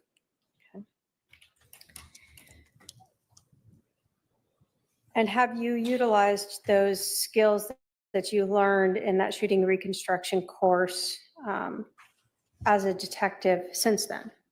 Yes, many times. I assume you passed the certification test? I did. So on July 11th of 2019, were you working as a detective at that time for the homicide unit at the Chandler Police Department? Yes, I was. During the weekdays, what were your, I guess, work hours normally? My normal work hours were Monday through Thursday, about 7 to 5. When you are working as a detective, we've heard a patrol is out driving around. What are you guys doing? Well, we carry a caseload. So many times we are working on the cases that we've taken previous days or weeks ahead of time. We're trying to come to a conclusion for those particular cases. But many times we also will have our radios on, just kind of listening to what's going on. So are you at your office is at the main police station? Correct. On July 11th of 2019, did you hear some police radio traffic of a shooting at 5531 South Four Peaks Place? Yes, I did. Did you respond to the scene? After collecting some equipment and putting it in my vehicle, yes. Is that normal then for detectives with homicide to go out to the scenes? For the unit at the time, yes, it was. Can you describe for us what the scene looked like when you arrived? There were police vehicles around. There were officers that had established a perimeter. Some crime scene tape was already put in place. And they basically had frozen the scene. Do you recall about how far away this scene was from the station where you were located? 15, 20-minute drive. When you arrived there, were other detectives arriving? How does that work? There were several of us that had self-deployed, and we were in various stages of being on our way there. So other detectives did arrive. How do you decide which detective is going to do what at a scene when you all just show up there? Well, a lot of times it's just a matter of who speaks up first saying, I'm going to take case. If it's after hours, then the person that's on call will usually be the person to do it. But if it's during regular business hours, it's kind of like a little wrestling match to figure out who's going to end up taking it. What role did you get? I got assigned the scene. Okay. What does that mean to be assigned scene? So the scene work, assigned scene means that you're responsible for making sure that the scene is processed properly, accumulate whatever evidence is necessary, report back to the actual case agent your findings so that they can stay aware of how things are transitioning and being learned, and then they can start making informed decisions on what the next step is going to be. Do you do that alone or do you have help? It depends on the scene. In this particular case, I had Detective Duncan along with me. And do you have any, does Chandler Police Department have any like crime scene specialists or people that come up to help as well? Yes, when I left the crime scene officer program, they had actually started a civilian program so that they could free up the officer's responsibility. So Chandler has several crime scene techs that will respond out when called. And was someone called out to that scene? Yes. Do you sort of, as the scene agent, help, I guess, tell them what to do? Are you the person who's overseeing the whole scene? It's more of a collaborative effort. We do provide direction on things that we're specifically interested in, but I've worked with them for many years, so it's pretty easy for us to just understand some of the basics that have to be done, such as overall photographs. Before we even think about manipulating anything or marking anything, we want to try to capture the scene as it was that we walked into it. As the scene agent, did you create a diagram to just reflect what the scene looked like? Yes. And is that to scale? It's not to scale. It's close, but it's not to scale. Your Honor, if I can have my paralegal approach with Exhibit 5.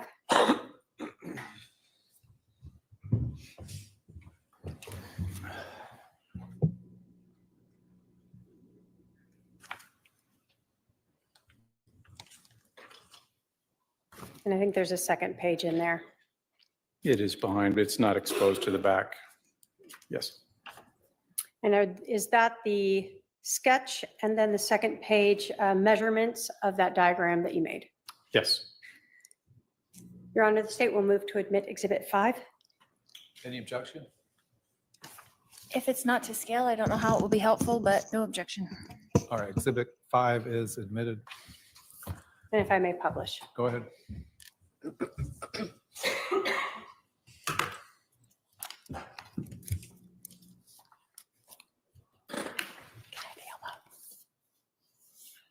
we go. Hold on. That's not lit up.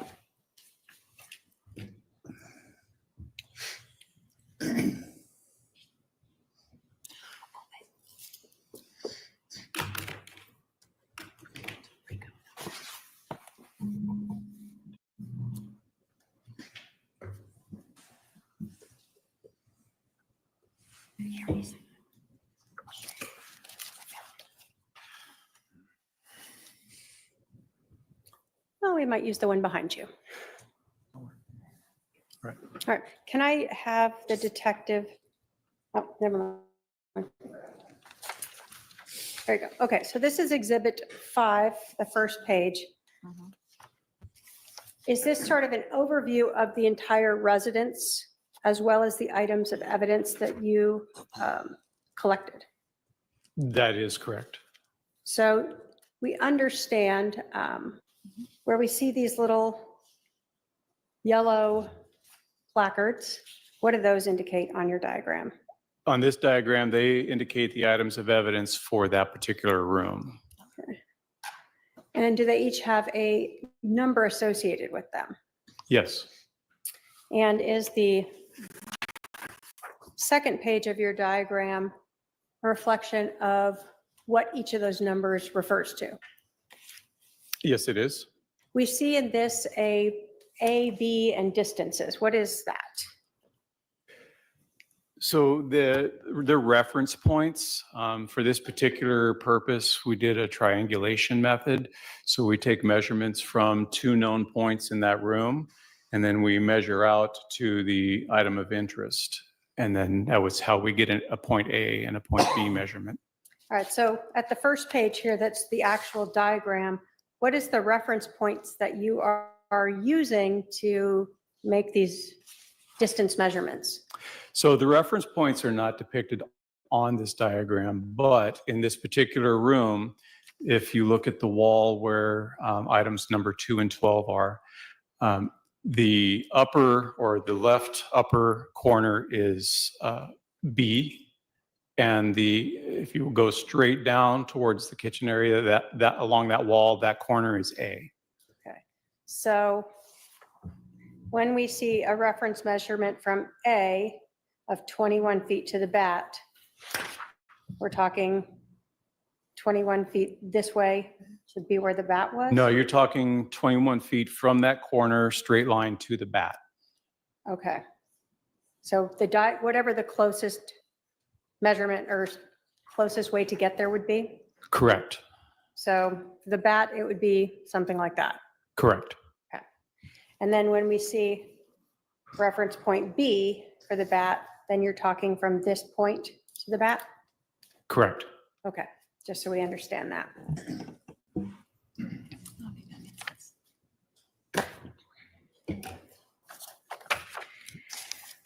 When Chandler Police Department goes to a scene like this, do they utilize any type of photography system to help better document a scene so that you can see things more clearly sometimes than with photographs alone?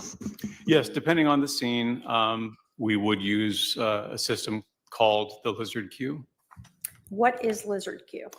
It's, in essence, a 360-degree photographic system that you set up on a tripod inside or wherever your location is, inside, outside. And you start the process, and the internal computer for this system specifically takes a set number of pictures where it's overexposed all the way to underexposed, and the images in between. And it does this at various locations along the path to create enough overlapping images. And then those images are stitched together and actually create a 360-degree sphere of the scene. Did you have to get trained on how to use Lizard Q? There was some training involved, yes. If, again, my paralegal can approach with Exhibit 139, you can take a look at that.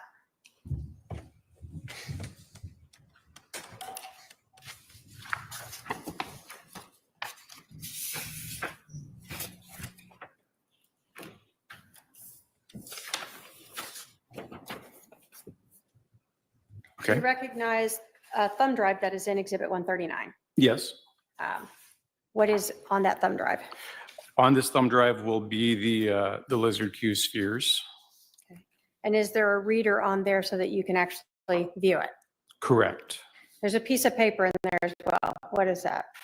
The piece of paper is a set of instructions on how to use the Lizard Q viewer so that you can view the spheres.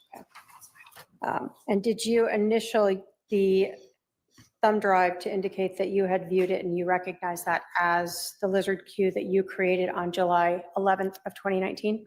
I have.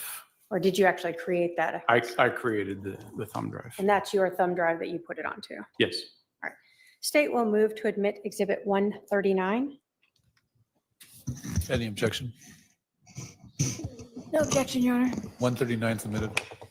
Judge, at this point, might I ask the witness to come down here to utilize the Lizard Q? I can sit at the table, but it needs to be put into a computer to do that, and I don't think we can hook it up there.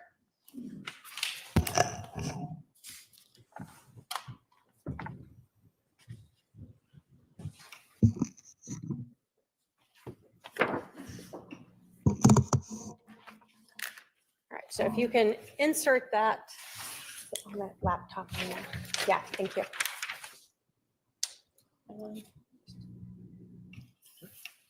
I'm sure I might have to log in.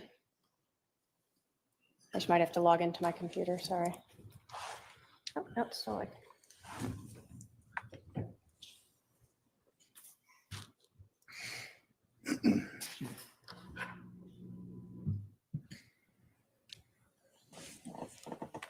I'll let you from there.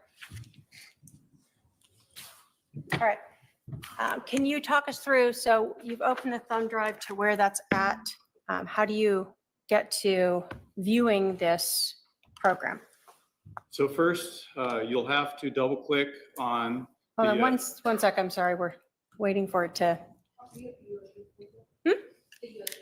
Yes, the USB is in that laptop up there on the podium. There, yeah. So first you need to double click on the lizardqviewer.exe so it can open it up.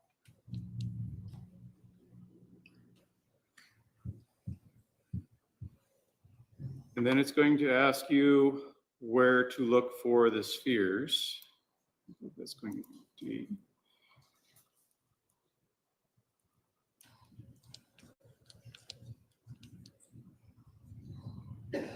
And then you just double click on the sphere you choose to open up, and it will open it up for you. Can you make that larger so we can, I'm waiting for it to respond. got it.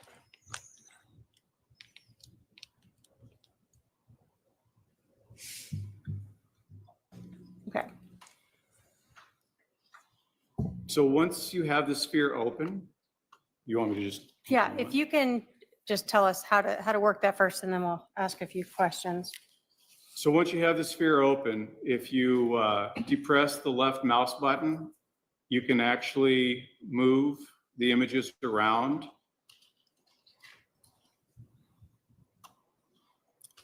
Without depressing the mouse button, you can zoom in and you can zoom out with the scrolling wheel. If you depress the right mouse button and use the scrolling wheel, this will darken or lighten your sphere. It will give you the ability to look outside as opposed to just the photographs washing it out normally so you can see inside. With this particular program, you can open up multiple windows, but you'll really only be able to view one at a time, but you can go back and forth between them. So for this sphere that we're looking at, we see Charles Vallow there, correct? Yes. And then there's some white cards that we see around the room. What are those? Those are 3x5 cards that officers have dropped in the scene. A lot of times they'll do that to help identify to detectives items that they observed and to be a warning to other officers to watch out for these items as you're either moving through or exiting the scene. Is the Lizard Q program then used prior to the scene being documented? And let me say this. We saw in your diagram, Exhibit 5, that there were little yellow placards or numbered items. Is that something that's actually done in the scene? So we were looking at the bat, for instance. Correct. So in this particular moment in time, we just merely left it with the placards there. Again, it was attempting to capture the scene as we as an investigative unit found it. There can be times that we'll do this first and eventually go through putting evidence placards down and then maybe do another sphere showing all the evidence placards. So would it be fair to say that this is done to document the scene prior to police going through and having, maybe digging through areas to find potential evidence? Great. It's much like when we do overall photographs with the 35mm camera. This is just another enhancement of that. For this room where we see Mr. Vallow, do we have two different spheres? Yes, in this particular room, I did a lower sphere and then I raised it on the tripod that you can see in it to another height. And then I did a sphere there. So we have a program that we can combine those and make it a measurement sphere. So we could do measurements linear, but not to and from the camera because of its limitations. So what is provided here is without measurements. That is correct. And without anything being marked yet. Aside from the 3x5 parts. Can you show us the lower level sphere as well? This is the lower level. Okay, then the upper level one, sorry.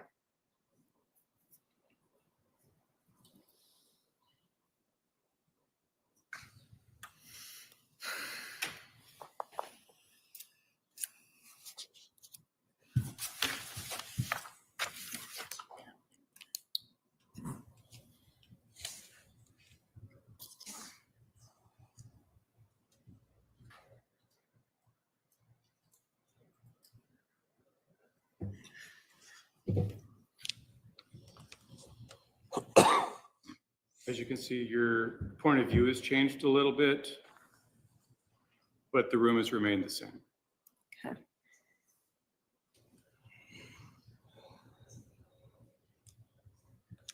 And that's all using the same initial placement of that tripod, but just moving the camera height up higher or lower? Correct. The tripod has the ability to elevate to the platform that the camera is actually on. All right, thank you. Your Honor, could I have the witness go back to the, Yes. thank you. I'm gonna turn this for now.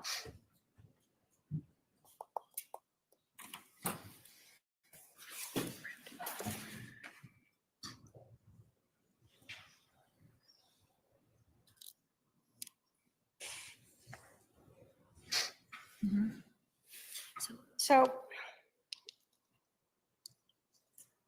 although that documents what the scene looked like that we saw prior to the marking of evidence,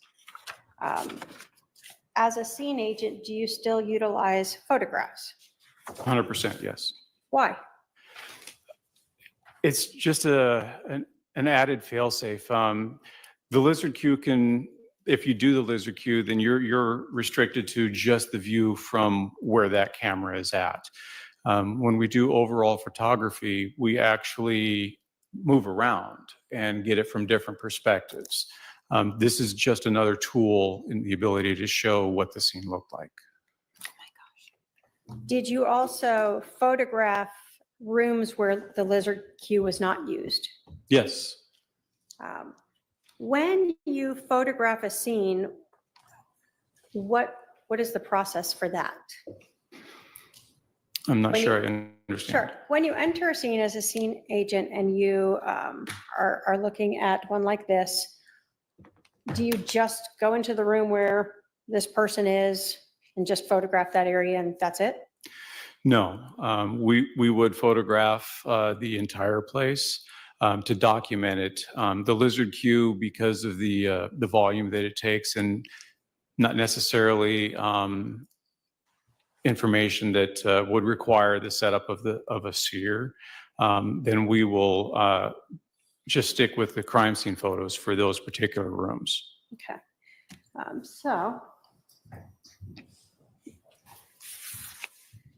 I can have my paralegal approach with exhibits 6 through 138.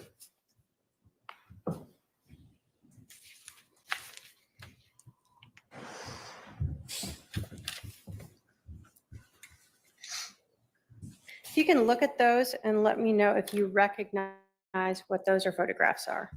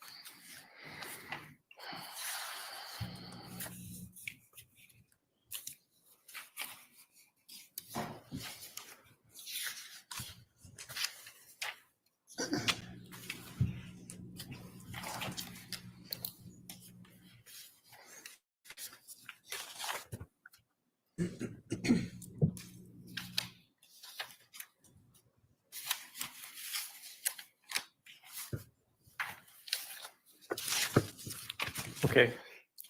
Do you recognize all those photos? Yes, I do.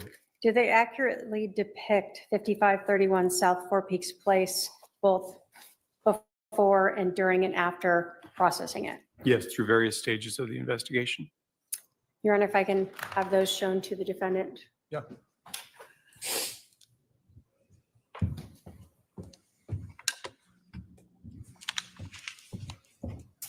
Now, Detective, when you guys are processing a scene, in addition to photographing it, are you also looking for items that you may want to collect and actually bring back with you? That's correct. Can you talk to us about what procedures you use to collect and impound physical items of evidence that you're going to take with you? Sure. It depends on the type of physical evidence, what the circumstances of the offense are. So the type of collection method can vary, but inevitably we'll identify it first. Then we'll document it with photographs. And then we will come up with the plan that we're going to recover the evidence. And typically on scenes, I like to work in a particular direction collecting evidence. Others have their own method, but that's the method I typically use. And then I work along with the crime scene tech, and we'll go through exactly what we talked about. We'll have the overall pictures taken. We identify things that we believe are going to be relevant. And then we'll, for identification purposes, we'll usually affix some form of evidence tag, a marker, things along those lines.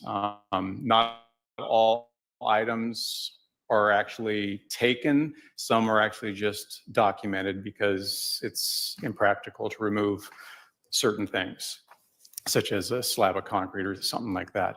So depending on the situation. So after it's documented, first with photograph, placard, photographed again, and then we will collect it. If DNA is an issue, the crime scene tech will be the one that'll take care of the method for doing it, and they will take the protective measures, whether they do gloves, swapping gloves out, or they do face masks, depending upon the nature of the evidence. If it's super DNA critical, then we will pull all the precautions out. In this particular case, it was not DNA critical. Do you still wear like gloves or anything like that when you are collecting these items of evidence? Absolutely. And are you using them and changing them to ensure, for instance, you don't transfer blood from one item onto another? Right, and typically that's what our crime scene techs will do. We will direct the method or the order we're going to collect, and then we'll go through that. And they'll be the ones that'll photograph. They'll change the gloves, place it in the envelope. Typically, it's a paper envelope, and then we'll move on to the next item and repeat the method.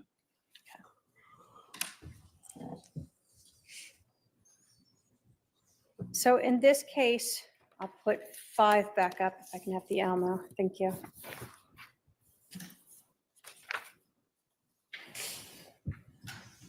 What was your process for how you wanted to go through this home in reviewing, collecting the evidence?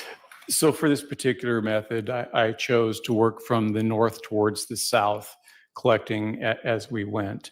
Item 1 being the hat, which is at the north end of the room. And then it was kind of a toss up between 2 and 3. So I just decided to go ahead and go for 2, and then we would work our way down from there. Okay. And so we see in this diagram, north is up this direction. It's to the left of the image, yes. And so in the photographs that you're taking of these individual items, do you see those placards or something that shows a 1? Yes.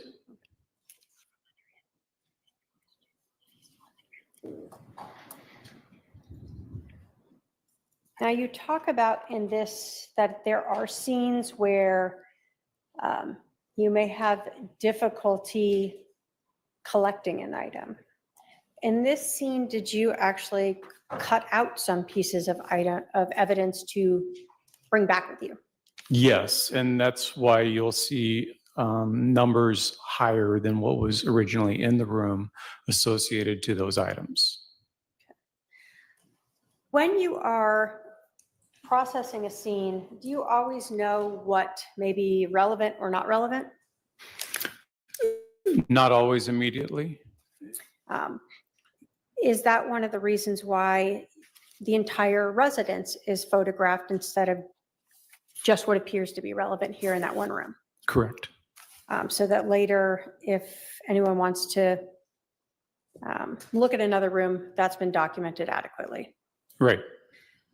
When you're going through a house, even though you walk in and you see Charles Vallow on the ground there, are you still checking all of the rooms to see if there could potentially be something of evidence there? Well, certainly. I'm no stranger to not having all of the information initially when I show up. So I will go through and I'll look at the residence to see if there's anything that actually stands out immediately.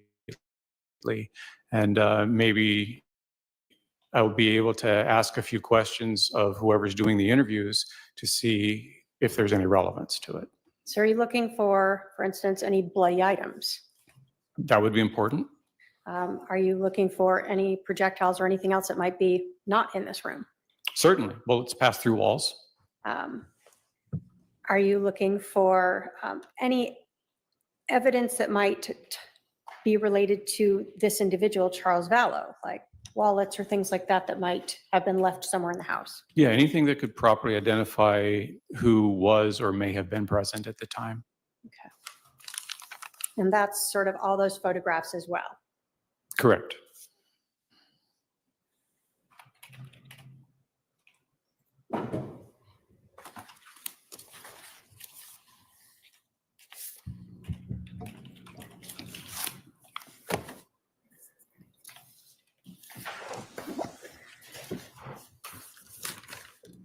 When you photograph a scene, do you start at the outside of the home? Yes, we will typically start at the outside and work our way in and carefully avoid the items of evidence that have been readily made identifiable. So Exhibit 6 here, what are we seeing here? So this would be the front of the residence. It faces west. And we're looking at the main entrance that's just off to the right of the closed single garage door, and that door is open.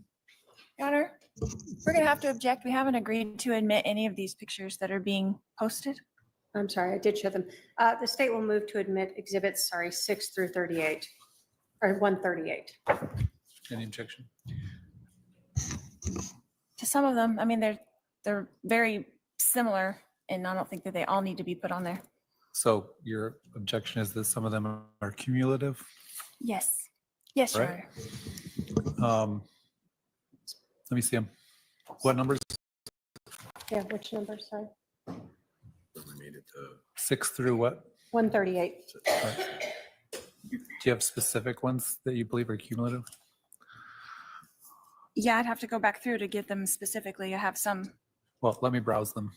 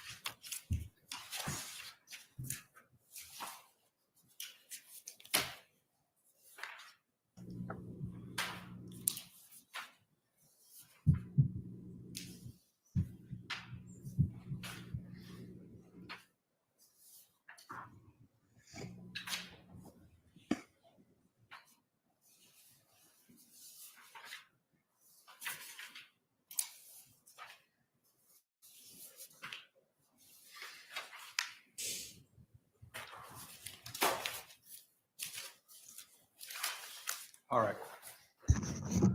While I've reviewed exhibits 6 through 138, while many of the exhibits show multiple pictures of the same items, there's no two pictures that are the same. They show different angles, different distances, different perspectives, and in some cases, the item as it was found as opposed to someone picking it up and showing it from a different angle. So they're somewhat cumulative, but the court will admit those exhibits. They may help assist the jury in visualizing the scene and determining where things were at the scene.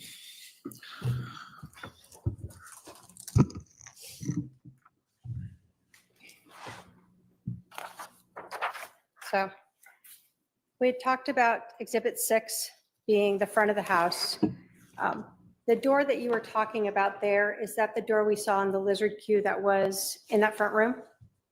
Yes, that's the double front main door. Exhibit 7 and 8, was that to document a vehicle that was there? Yes, again, to try to do overalls of the scene to show how it was when we got there. At that time, did you know whose vehicle that was? I did not have the opportunity, nor did I run the license plate of it, but it was documented, and I believe later on it was learned. Okay, thank you. But not something you were responsible for? Correct. When we get to Exhibit 9 and then 10, is this sort of coming up to, and I'm going to pull this back a little. Yes, that's approaching closer to the door. 11, which way are we looking as we enter the door here on 11? So you would be looking to the northeast, northeast. And you had talked about in a diagram a hat. Is that sort of what we see here? Correct. Is Exhibit 12 sort of looking the opposite way from that sort of vantage point, Correct. or south? Southeast, yeah. And does Exhibit 13 show us what the front entryway looks like? Correct. So this image would have been taken from the northeast corner of the main room there. We can see in this then the hat with the placard of 1. Correct. So when we are looking at your diagram, Exhibit 5, and we see the 1, that's what that's referring to. Correct. Exhibit 14, can you tell us our perspective of what we're looking at here? So you're standing in roughly the northwest corner of the room, just down from the entryway, and you're looking south. So we start to see some of those white cards there. Is this before you have added in the yellow placards? Correct. This would have been part of the overall photographic effort. So when we're looking at this house, I'm going to put up Exhibit 15. Can you describe for us this wall here? Sort of, can you go all the way around that? So that wall with the mirror itself is blocking where the kitchen is. There's an entrance to the kitchen to the right of that wall. And again, you could get to the kitchen through the left opening as well, but I think there's also like a family room by that area. Okay. But it's open. One could walk through either of these ways and come around back out the opposite door? Yes. Okay. So Exhibit 16, we see Charles as he lay when fire has left him at this point. Correct. So the items we see on him, we've heard of them cutting his shirt and things like that. This is you documenting how he was when you started to come into the scene, Correct. after fire's already treated him and determined he was deceased. Yes. Over here, we start to see an area. What is right over there? So just past that most southern index card is a hallway that extends to a bathroom and I believe at least 2 bedrooms. Looking sort of to the north, what is this hallway here? So now we're just looking north, past the entryway. You can see the hat in the right part of the image there. And that would lead up to the master bedroom garage.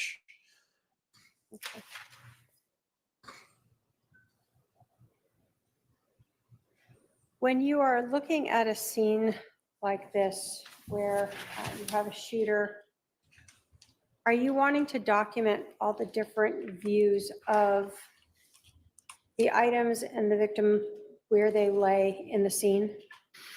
Yes, it's important to establish where things were at when we found them. Now, are you able to tell us, for instance, if a casing rolled or a bullet rolled as fire is there or initial officers coming through yourself? Having not been present to see it, I would not be able to tell you if any item happened to have been manipulated.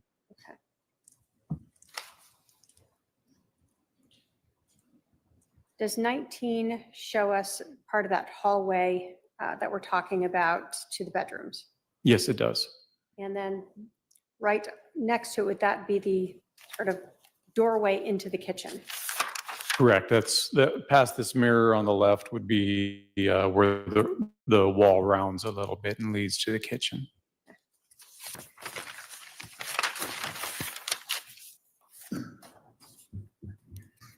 So exhibit 21 here, we see this hat.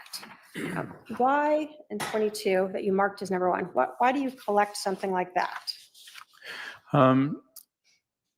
The indications to me, initial assessment was that there was some kind of a struggle that took place.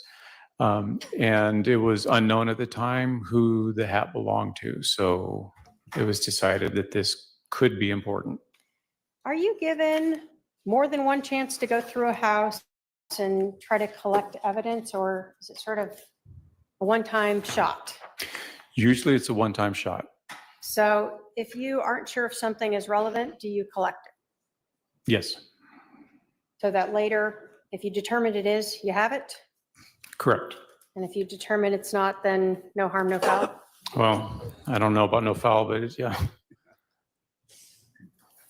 So in this case, did you know whose hat that was? I did not.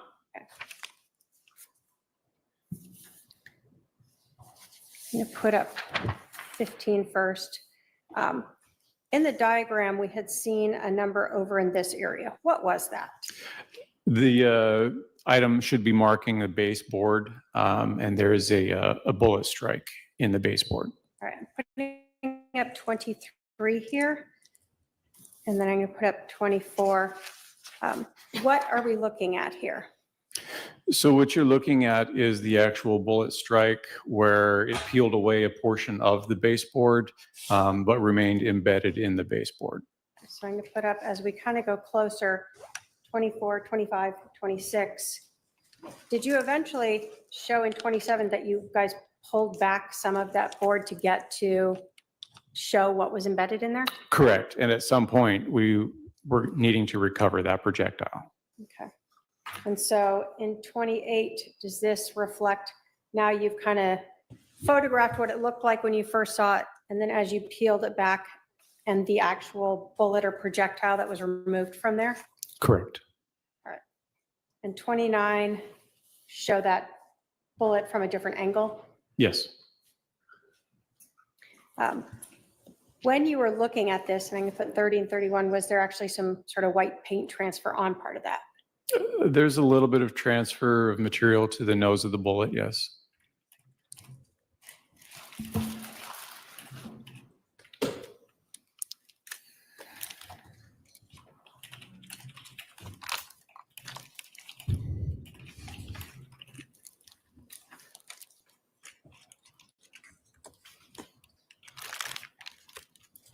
I can have my paralegal approach with 243 and 245, or sorry, 243 and 235.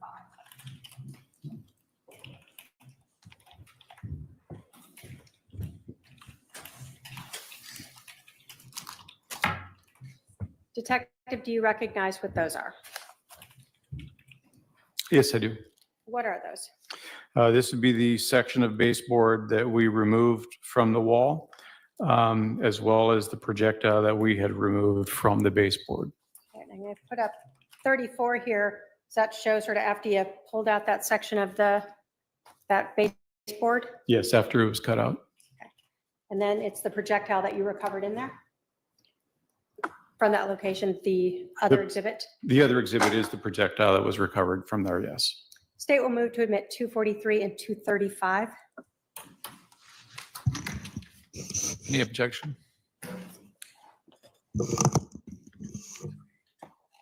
No objection, Your Honor. You said 243 and 245? 35. Oh. 243 and 235. It's ordered to make 243 and 235. If I can have my paralegal go retrieve that. So let me put up, to give us again a different perspective, 17 here. We've talked about, as you're kind of working your way down, you told us you started with the hat, then you went over to the baseboard, and then you went back to the west wall. Yes. And so we see in this photograph, exhibit 17, what you have marked as item 3. What was that? That was the baseball bat. I'm going to show exhibit 35. Is that a closer up of that bat? Yes, it is.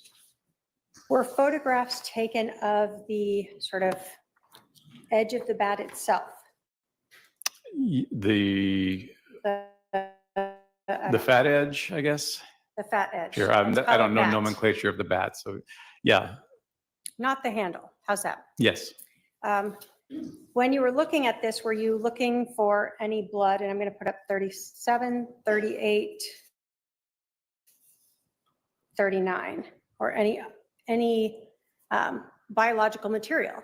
We were looking for visible evidence, yes. Did you observe any yourself? I did not. Did the edge look pristine and clean to you, visibly? Visibly, I did not see any sort of biological evidence on it. Did you note any biological evidence anywhere on the bat that was visible to you? I did not. If my paralegal can approach with 249.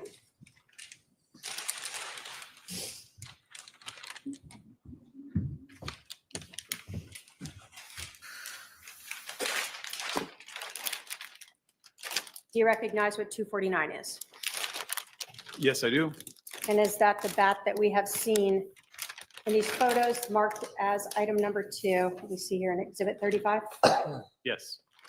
State will move to admit 249, Your Honor. Any objection? 248 and 249 are admitted.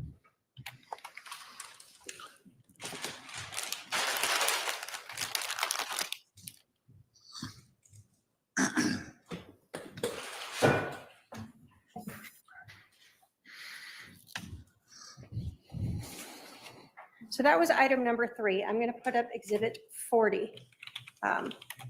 Do we see a placard there for number 4? Yes.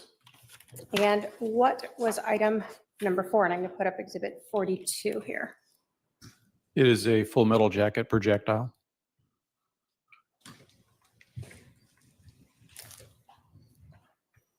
And in 43, does that show a different angle of that projectile?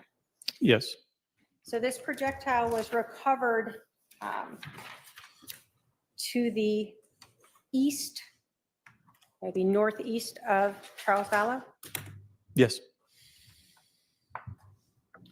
And was there any visible damage to this projectile? There was some deformation to the projectile. If I can have my paralegal approach with 239.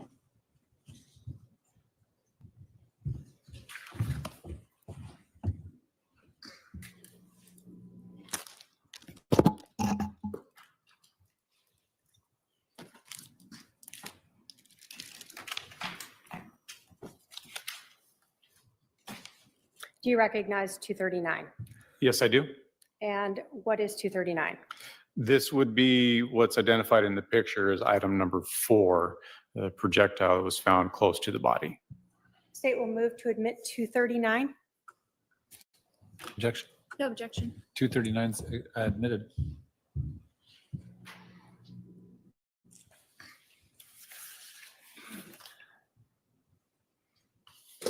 When you are photographing the scene, are you, again, we know this is after fire has been there.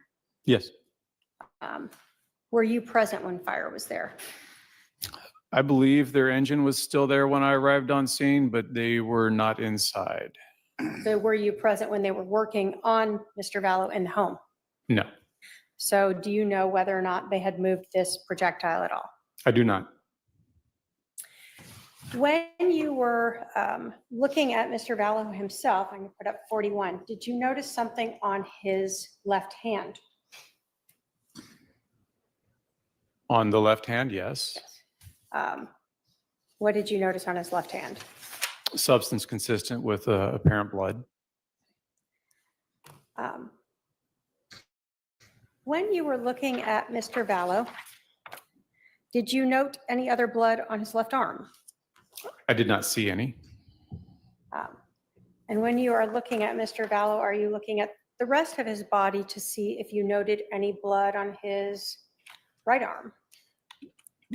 Correct. I did not see any on the right arm. I did not manipulate the body until the medical examiner showed up. So visibly, as he laid there in that supine position on the back with his arms out, what you were able to see, did you see any other blood like we observed on his left hand anywhere else? On his chest, there was a little bit of blood, but on his extremities, I did not see any.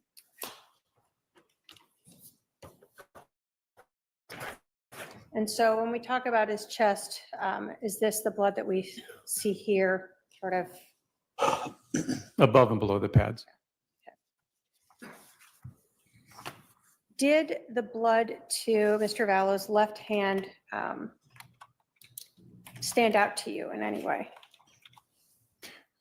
Yes, it was interesting that it's just on that one particular part, but it's not completely surprising. Was there any blood on the floor around where his hand was? No, So although we've heard of blood pooling underneath him, there was no blood around his hand as it laid there. correct.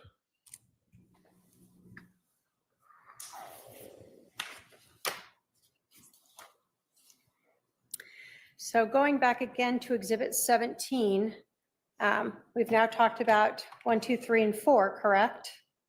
Do we see Yes. a placard number 5 there? Yes, What was placard number 5? And I'm going to put up Exhibit 45 now. there's a shell casing. And I'm going to put up 46 to be closer of it. And 47. Were you able to determine what caliber that was? Yes, it belonged to a .45 automatic pistol. Now, as a police officer, do you have a semi-automatic pistol yourself? At least one. Okay. And I guess as a reserve officer, do you still have some? I'm not a reserve officer. I'm just retired. But yes, I still possess firearms. All right. So in terms of a semi-automatic handgun and seeing this type of casing, can you tell us when you fire a gun, where does this come from? What is that? So in this particular image, we are looking at what's commonly called a head stamp. That's going to be the opposite end of where the actual projectile would be inserted into the casing. The circular ring that you see in the head stamp there is actually what's called the primer, and that's what the firing pin hits to initiate the primer charge, which ignites the powder and then sends the projectile through the barrel. So if I put up 48 here, we have a projectile that goes through the barrel. What is this item here? It's casing. So this is what's left of the cartridge. So it's the casing. This is what holds the powder charge. It holds the primer, and it holds the projectile all in one unit until it's initiated with the firing pin striking the primer. After the charge starts the projectile down the barrel, then the most semi-automatic weapons will actually, the slide will start moving back to the rear, and there's a piece of the slide called an extractor that goes around that back rim of the projectile there, around the head stamp, and it pulls it backwards out of the chamber. And then it completes the cycle going all the way to the rear where it hits what's called an ejector, and that kicks the casing out of the gun and readies it to go forward, stripping a new cartridge off the magazine, if there is one, and loading that into the chamber ready for the next shot. So when you fire the gun, projectile goes out the barrel and this casing gets kicked out. Correct. So I'm going to go back again to Exhibit 17 where we see 5. And I'm going to put up Exhibit 49. To the south of 5 here, did you find another casing? Yes. Is that what we see in Exhibit 49 and 50 as placard 6? Yes, it is. So were those located in the generally in the same location? Fairly close to each other. When a casing is ejected from a gun, do they just plop down and stay right where they landed? No, there are many different types of firearms out there, so the casings can eject in different directions. Some will, or most will eject out to the right. Some will go farther back towards the right. Some will go forward. Some will go center. Some actually kick higher up in the middle. It really depends on the manufacturer, the process, how the person's holding the firearm. So there are a lot of things about it, but there's usually sufficient energy designed in it so that it kicks the casing out so it doesn't interfere with the feeding of the next cartridge. In your experience firing guns, can casings bounce or roll or move after they are ejected? Yes. Item that we see is number 6 and number 50 there. What caliber casing was that? It's a little blurry. Do you recall if it was the same 45 caliber as the other one? They were both 45 caliber. I can have approach with 238 and 240.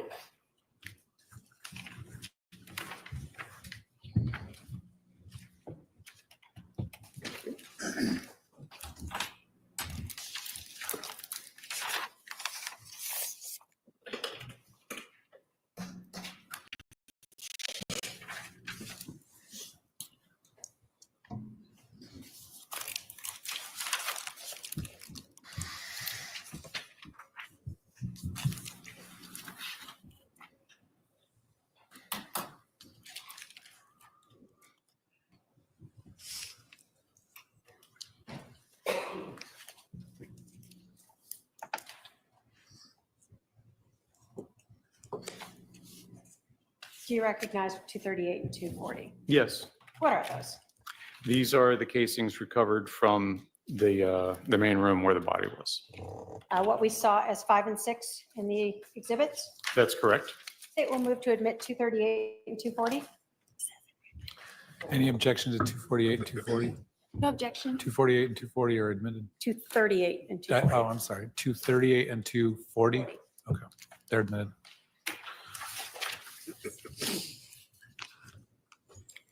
Now, do the police move the body when you're processing the scene? Do you go around and move Mr. Vallow around? No, Do you have to wait for someone from the medical examiner's office to come do that? that is correct. Sort of the body is their responsibility? Yes, Are you present while they're doing that? absolutely. And are you looking for any other evidence that may be on, around, underneath Mr. Vallow? Correct. In this case, did the medical examiner's office come and remove Mr. Vallow's remains? Yes, they did. Once his remains were removed, did you document by photographing, we see here in 53, the blood that was left behind? Yes, typically we would call this the void image to show what it looked like after the body has been removed. Now, is the blood been moved somewhat by the body itself being moved? Correct. Part of the process is the medical examiner's investigator will manipulate the body by rolling it from one side or the other to get a good look at the side that's not visible with how it was laying. And then they'll work on manipulating the body into the bag for transport. So looking at the void or the blood pool that we see here, has it been altered somewhat from what we saw or observed while Mr. Vallow's body was there due to the movement of his remains? That would be safe to say, yes. Okay. Did you and other officers clean up that blood pool? Yes. And in doing so, did you observe anything on the floor? Yes. Underneath, well, once the blood was cleared off, we could actually see a defect in the wooden floor that was consistent with the projectile strike. All right, I've put up Exhibit 56. There's a placard number 13 there. Is that far away so we can see the location of where that is in perspective to the room? Yes. Having seen Mr. Vallow's remains in the room and then having them removed, were you able to determine approximately where this defect that we see marked as 13 was located in relation to Mr. Vallow's body? Yes, it would have been consistent with being under his left shoulder. Did you take closer up photos of that defect? Yes. You put up 59 that shows that placard. Is this what you were talking about? That is correct. How did you, well, let me ask you this. Did you look at the rest of the floor to see if there were anything else that looked like that? Yes, that was a consideration. So we did look at the rest of the floor. So you went through that whole room to see if you found any similar type of defects on it? Correct. Did you? No. So this was the only one that looked like that? Yes. And I'm going to put up 58. So we see other defects in the ground. What made this different? The size of it, the directionality, the fact that it was directly underneath the shoulder where we observed an exit wound, and the fact that there was a projectile found on the floor in proximity to this defect. Was it, let me ask you this. As a person who has processed crime scenes, fired guns themselves, did it appear to you consistent with a bullet strike? Yes, it did. And what were you basing that on? The way the indentation is and how it tapers up, coming away from the body in the same direction that the projectile was located. Did you and other detectives remove that piece of wood? Yes, with great pain, yes.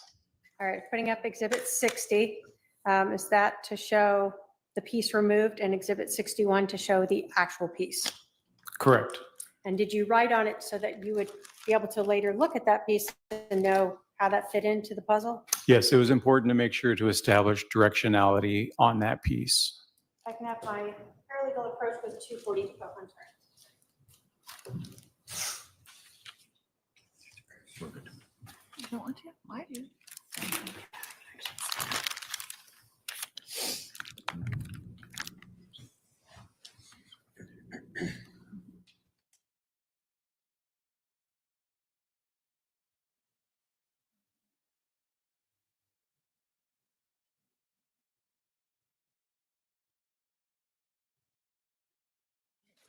Paralegal approach with 244.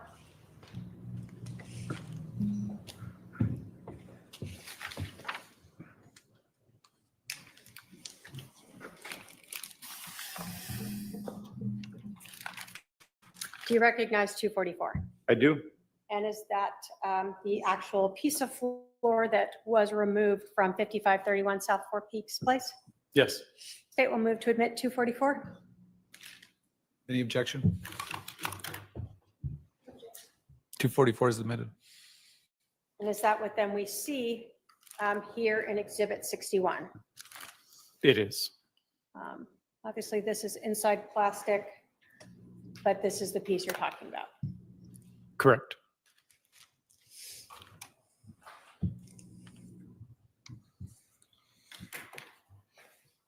I want to talk to you a little bit about the rest of the house, and then eventually I'm going to come back to this. You told us that. Would now be a good time to take our Sure. afternoon recess? Since we're close to 3, why don't we take our afternoon recess, stretch break, et cetera? Please remember the admonition. We'll resume in about 15 minutes.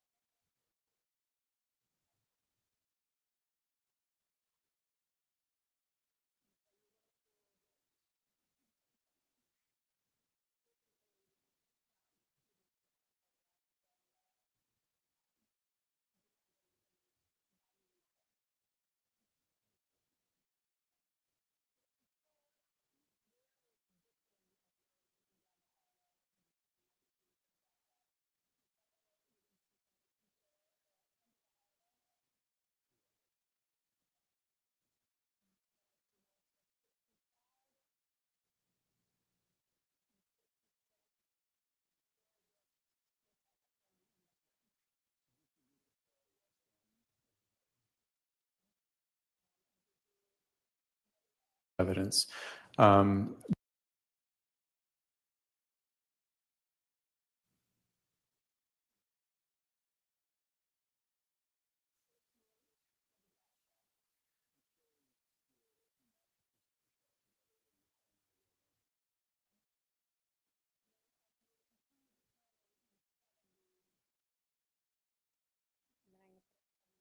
did you note here?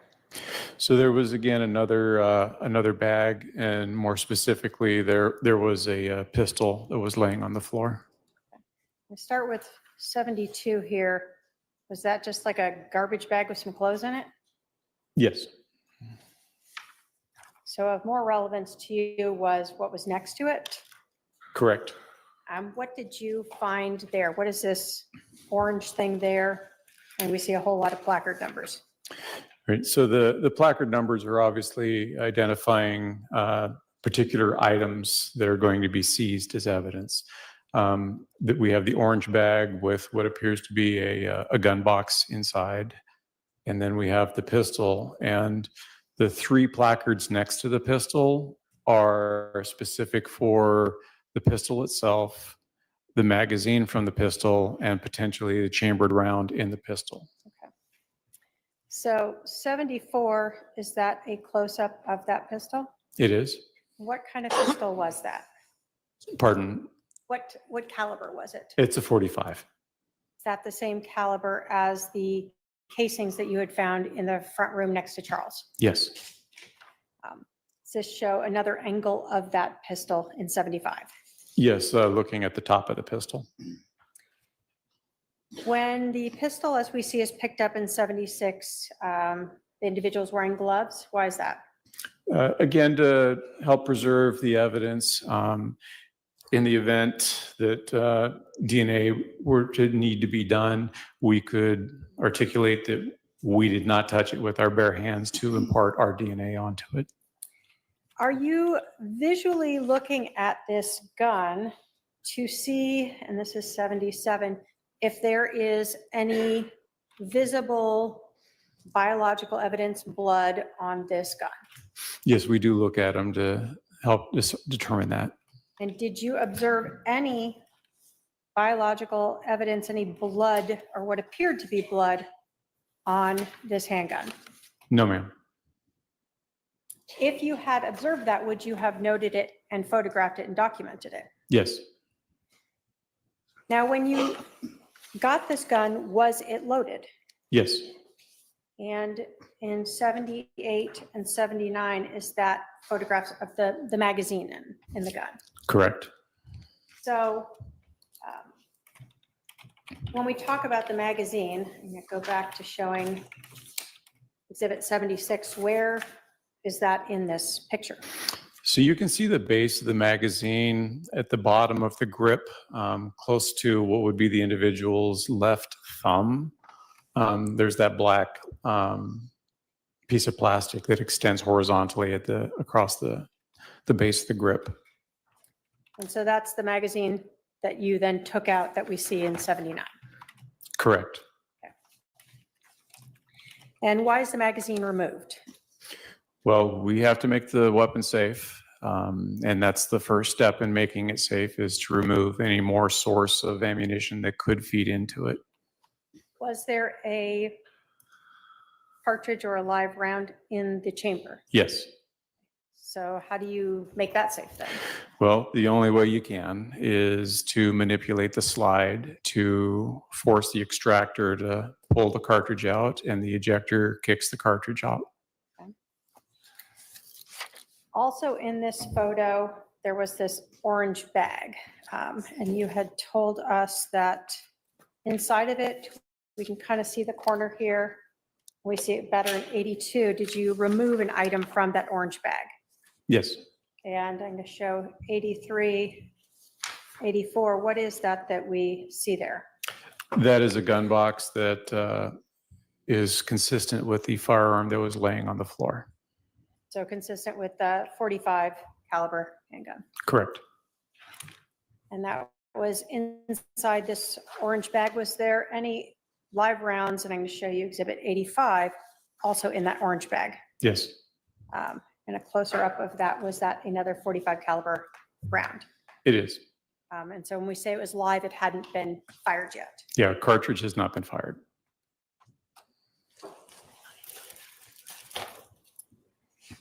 I'm going to start then by having my paralegal can take up exhibits 237 or 246.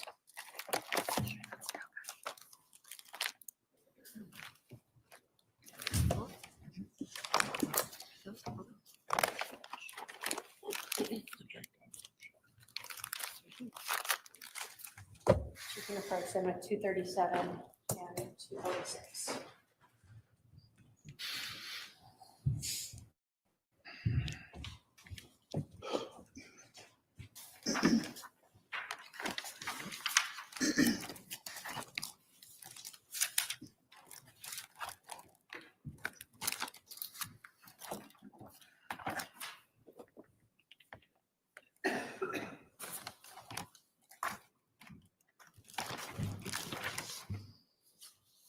Do you recognize 237 and 246? Yes. And is that the gun and the magazine that we see here in Exhibit 76? It is. The gun that was found in that pink room? Correct. Okay, we'll move to admit 237 and 246. Any objection? Is Mr. Coons saying that he didn't take those, but he recognizes them from being in evidence? Is that correct? I think he testified he recognizes them to be the same items from the scene. No objection. 237 and 246. 237 and 246 are admitted.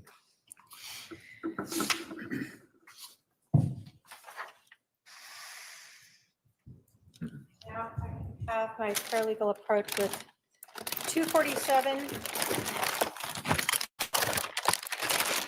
248, and 236. Sorry.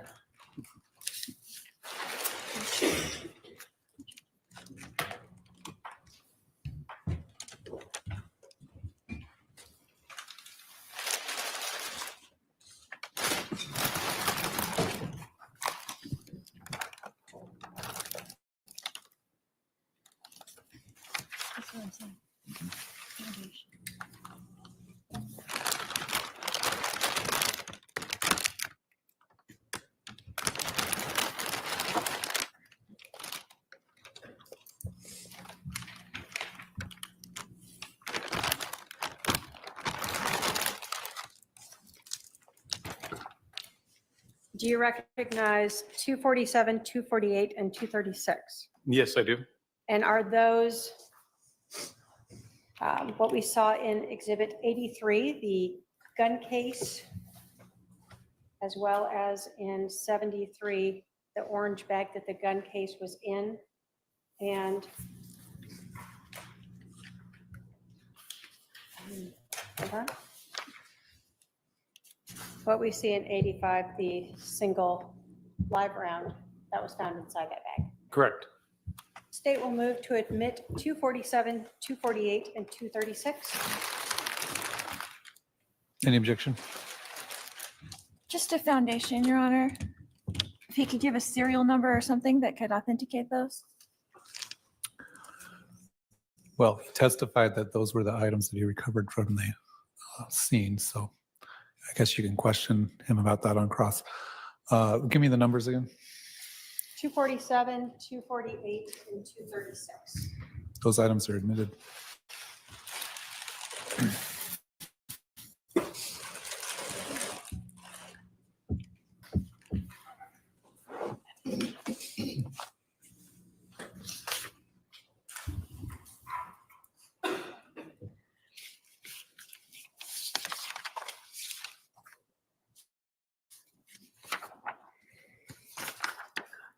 I'm going to show you, as you continued sort of in this hallway, Exhibit 88.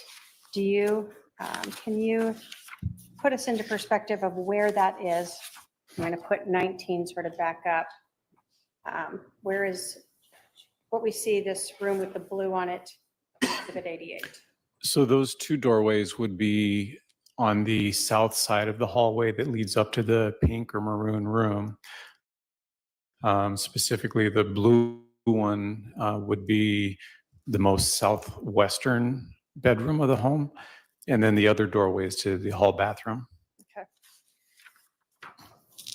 So again, did you go into room, this blue room, and look for any potential items of evidence? Yes.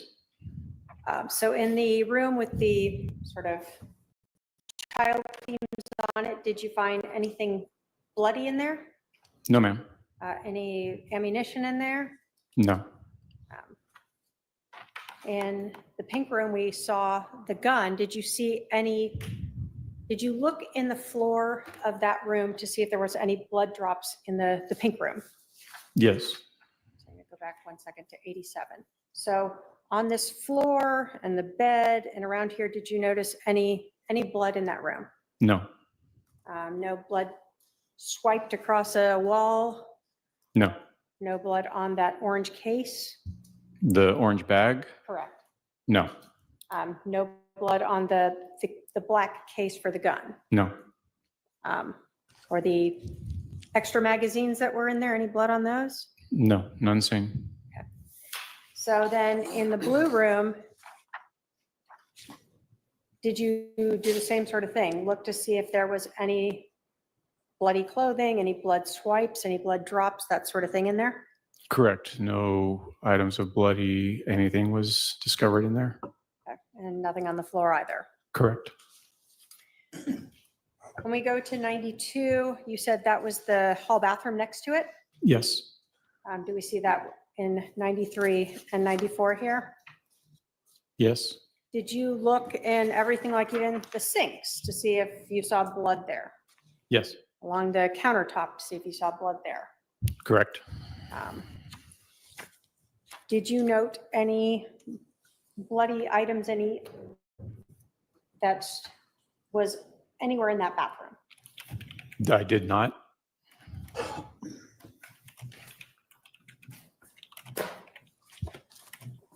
When you were walking down that hallway to those rooms, did you look on the floor there to see if there were any blood drops or blood trails or swipes of blood on the wall? Yes, Did you observe any there? no, So 98 here, can you put us in perspective of what we're seeing? so this would be towards the feet of the body, where the kind of the hall splits to the kitchen and then to the bedrooms that we were just discussing. 99, is this like a lanyard that was hanging on the wall there? Yes, So wasn't knocked off or anything? no, it's where we found it. And as you go through 99 there, is that how you entered, one of the ways you could enter into the kitchen? Correct. And is this sort of a view of that? Yes, So in the kitchen, did you look on the floor there to see if there were any blood drops? yes, Along the cabinets to see if there were blood drops there? yes, When you got to the sink, I'm going to put exhibit 103 and then 104. Did you observe a small amount of what appeared to be blood on the faucet itself? yes, Did you look sort of as well in the sink itself to see if there was any blood there? yes. Did you observe any there? Did not see any visible blood. Now, when you're going through the house and looking to see if you note any bloody items or any other items of evidence, are you looking in things like trash cans? Yes, So was this the trash can in the kitchen, for instance? yes, And did you note any bloody rags or towels or anything thrown in there? no, ma'am. You said that there was also sort of a living area in there. Correct. I'm going to put up exhibit 112 to get a better perspective of that. So is this the doorway we were talking about? Yes, And so the kitchen here opens up into the living room. correct. Did you look through that area to see if you saw any blood on the floors? Yes, Did you observe any? no, Did you look through that area to see if there was any blood on any of the furniture or walls or anything like that? yes, Did you observe any of that? no. In exhibit 111, where does this doorway lead? That leads back out to the mirrored room, the main room where the body is. So when we were talking about the two doorways, one sort of directly into the kitchen and the other sort of more towards the end of the kitchen living area. Yes, This is what you were talking about. correct. And in exhibit 113, can we see sort of both of those doorways? Yes, And 114, a overall perspective of that. another perspective of it, yes. So throughout this whole area, again, you're looking for anything that might be relevant because you have one chance to document it, correct? Correct. When we talk about 115 and we talked about the original layout of the house, is this that front entrance area again? Yes, it is. And where are we looking in this perspective? So you were looking in a north direction. Where does that head towards? It heads towards the garage, the master bedroom, and I believe a room that could double as an office. So when we go along this wall here that we see in 115, 116, 117, is this the sort of what we would call office or playroom? Yes, Did you look through there, see anything bloody in there? We looked and found nothing. Was there like a powder room in this area? Yes, And did you search that as well? it was. And again, you're looking in sinks and in trash cans? Correct. And did you observe in 121, 122, the trash can and toilet and sink, any bloody items there? No, Was there a laundry room in this area? there was. And I'm putting up 123 and 124. Did you look through the laundry area to see if you saw any bloody items in here? It was looked through, yes. So although there's some clothing and some folded towels, none of those had blood evidence on them. Nothing that stood out with blood evidence, no. And then again, even looking in the trash cans that we see in 126 and 127. Correct. –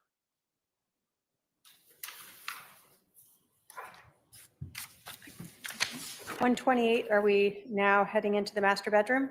Yes, 129, was there sort of an office setup in there as well, 130?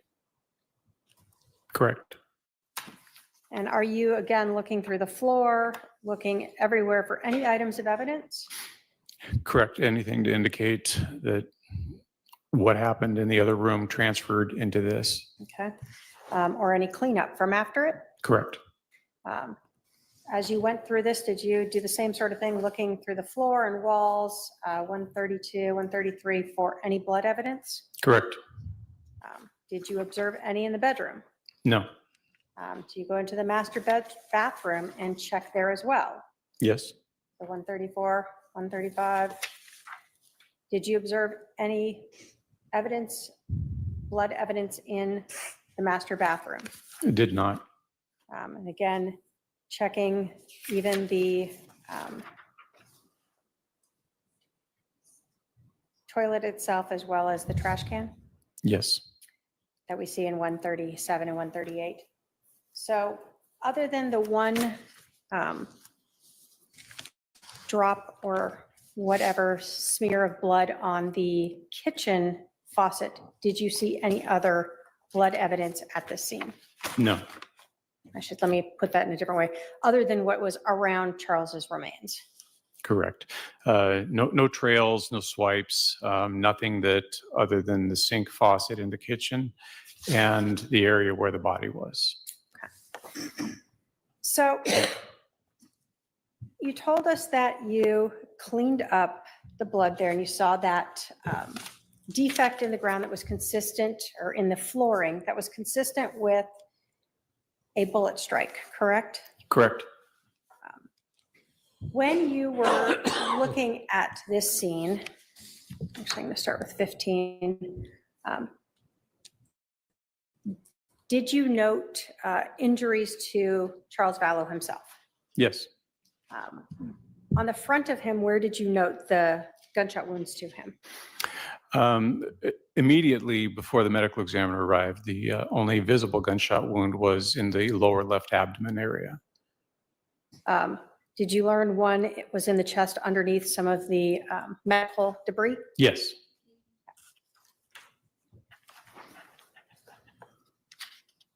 When you are looking at this scene, are you able to utilize part of your shooting reconstruction training to try to determine any type of trajectory, or if anything is consistent with trajectory based upon the scene itself, items that you are able to view there?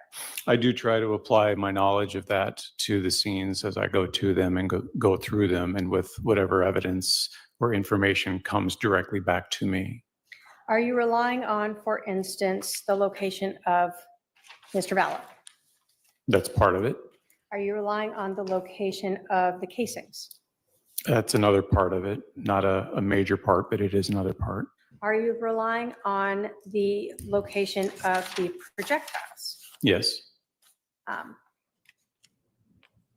When the medical examiner came, were you also able to see exit wounds on Mr. Vallow? Yes, in conjunction with also the chest wound. Okay. So when the medical examiner came, you saw a second injury to the front side of him. Correct. Where was that approximately? In the sternum. So for us, somewhere in, About the center, maybe roughly the center of the chest. and the other one you said was in the abdomen. Yes. When the medical examiner was there, where did you observe other gunshot wounds on his back?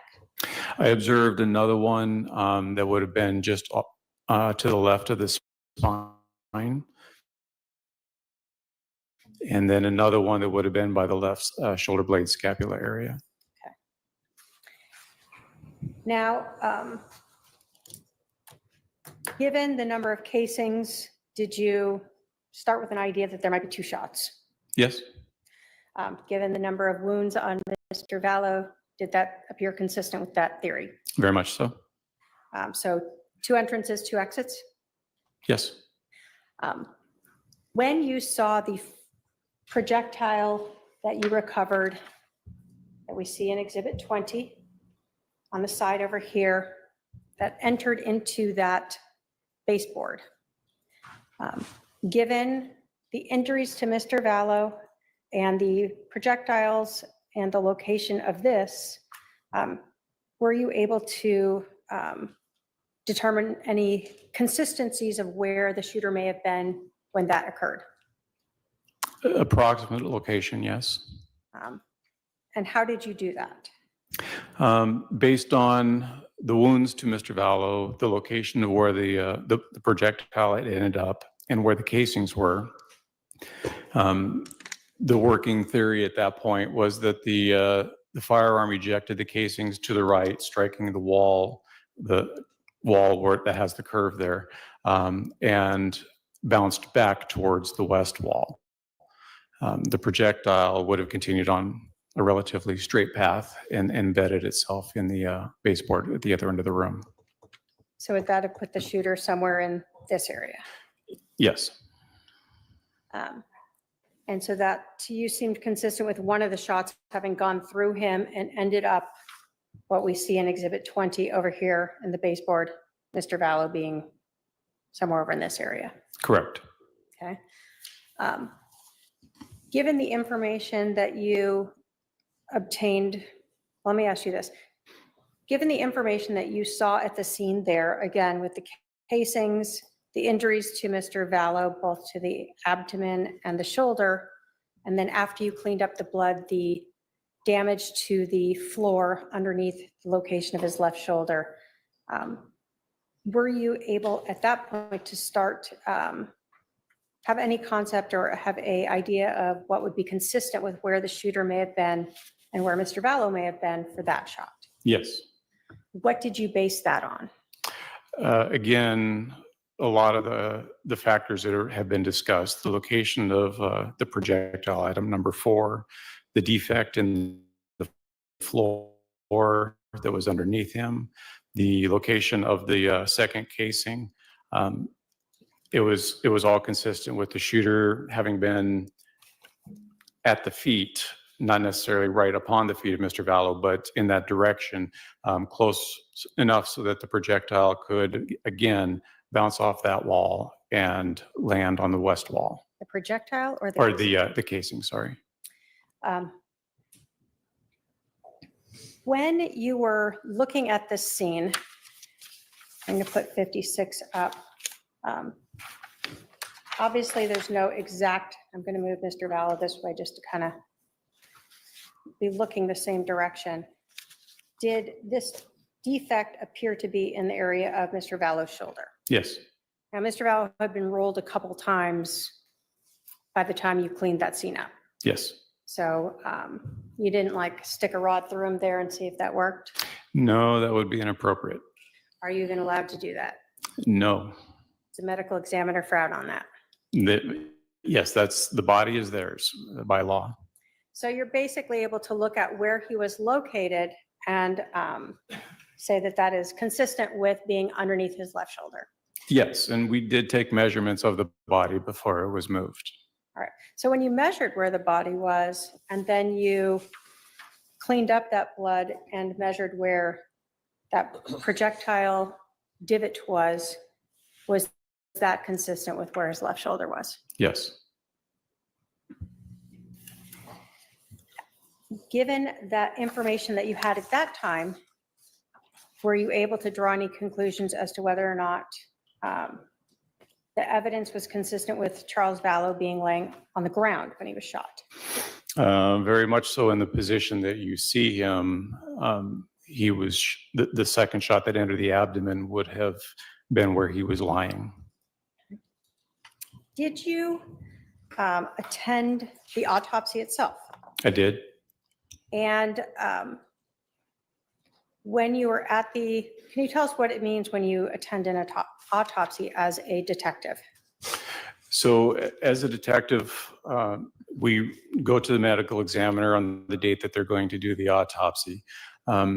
There is the autopsy suite itself where the doctors and technicians work with the bodies. Observers will be outside of that suite, but able to communicate with the staff. There's a window where we can see everything that's going on. And like I said, we can communicate either by a phone that's on the wall or they'll come around and talk with us. We have the ability to observe everything that transpires. There's even a camera overhead that we can manipulate to get a different view.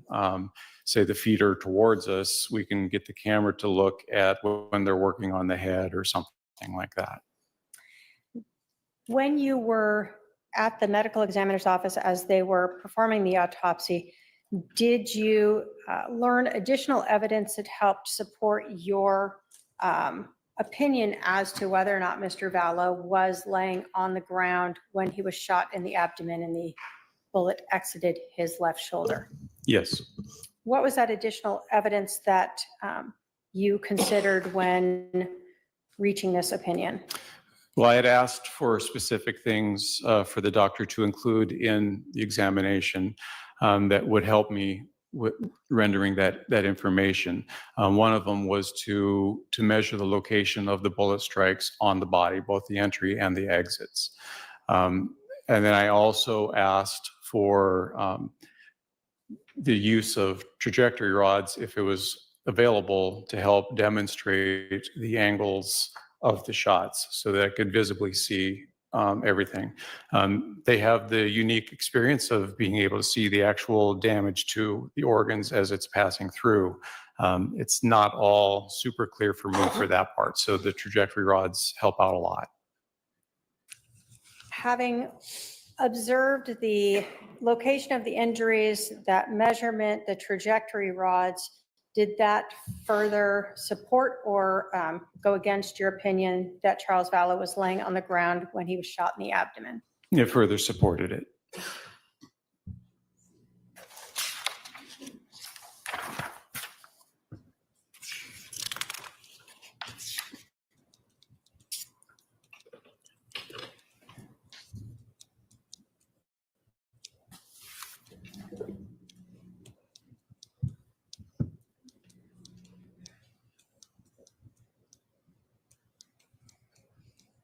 In your opinion, then,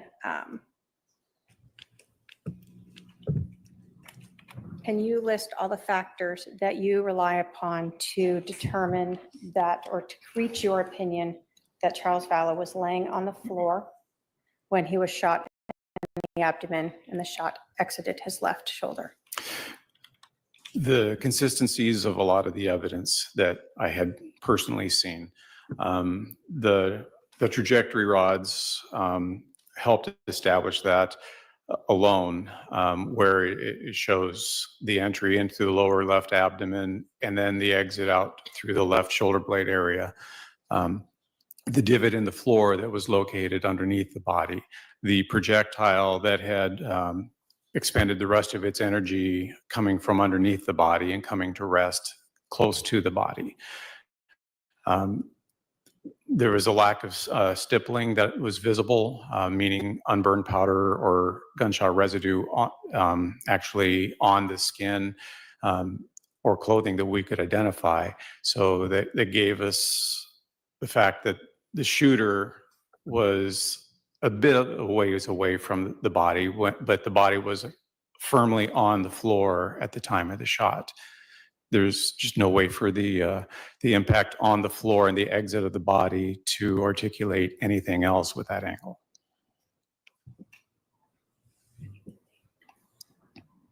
After you, let me ask you this. Do you recall how long you were at the scene that day?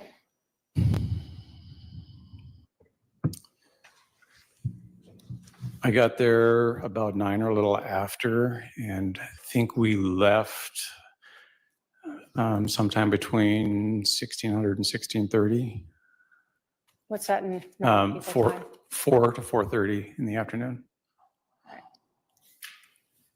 Did that sort of end your involvement in processing this whole scene?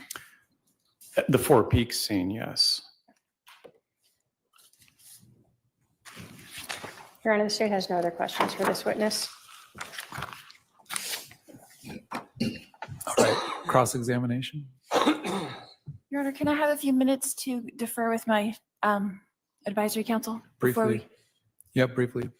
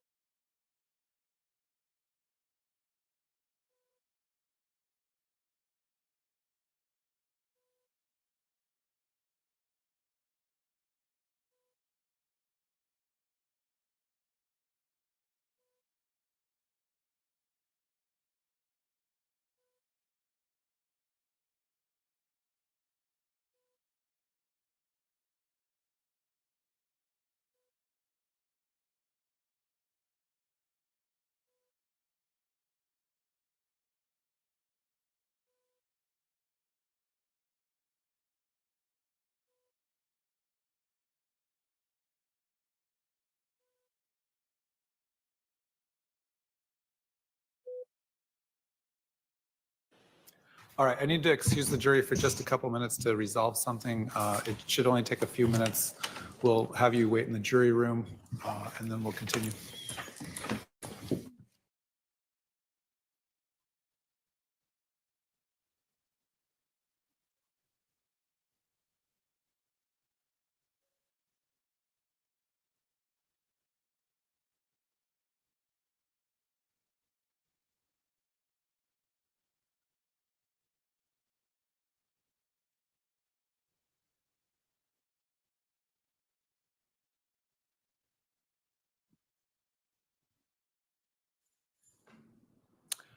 All right, the jury is no longer present. Go ahead and take a short break.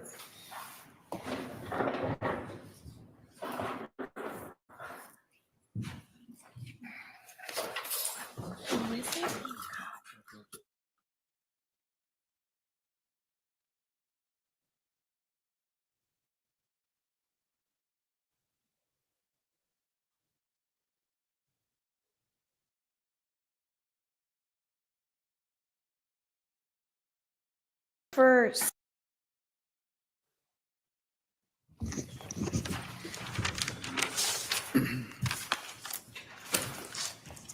Detective Coons, you were the scene agent that day on scene, is that correct?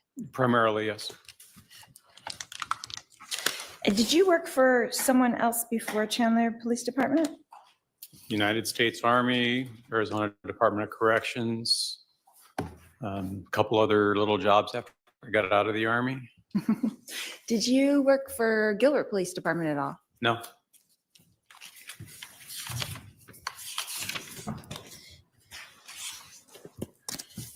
And as the scene agent that day, you talked about, you were there. Did you write a report about that day?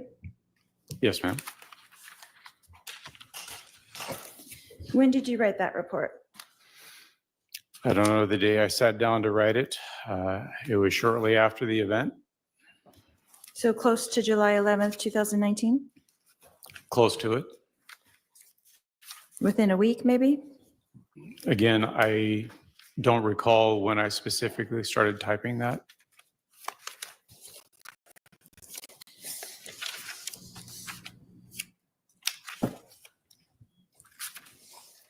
And when you arrived that day, who was there already? Patrol officers, Just them? the fire department might have been there. Alex Cox was there. Other detectives arrived. I couldn't tell you the order of which everybody arrived. And where did you park? I parked north of the scene. And then did you go directly into the house? No, ma'am. What did you do first? We received a briefing of what patrol officers had learned. We learned that there was a body inside the residence, and we came up with an investigative plan.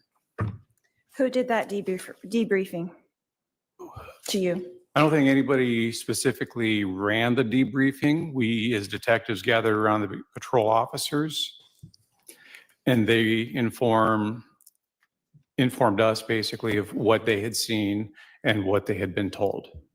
And who were those detectives with you? Well, Detective Duncan would have been there with me. Detective Moffett would have been there. I didn't take a roll call of all the detectives there. Possibly Detective Inclin. I don't know. Okay. And then where did you proceed after that? Debriefing. Well, after the debriefing, I provided the information of what I had learned to Detective Kaminsky, who is still back at the police department, and gave him the information necessary to request a search warrant for the residence. And then what? We waited. To get the search warrant? Yes, ma'am. To have it issued? To see if the judge would issue it, yes. And how long did that take? I don't believe we got word back from the courts until it would have been probably between 11:30, 11:45, and then we made entry shortly thereafter. So is it your protocol that you can't enter until the search warrant is issued? That is what we do once the scene has been made secure, yes. Okay. And then when you entered, who entered with you? Myself, the crime scene tech, we were the initial ones. I think Detective Duncan might have come in with us as well, but that would have been the extent of the initial entry. Do you know the name of the crime scene tech that was with you? Jordan, Is that the last name or first name? the last name. And then what did you do after that? Well, after that, we continued to go with our normal process of having photographs taken. I did the lizard Q spheres. I completed getting information necessary for the diagram that was presented and continued to just do our job. So is that protocol to do photographs first? That would be our protocol, yes.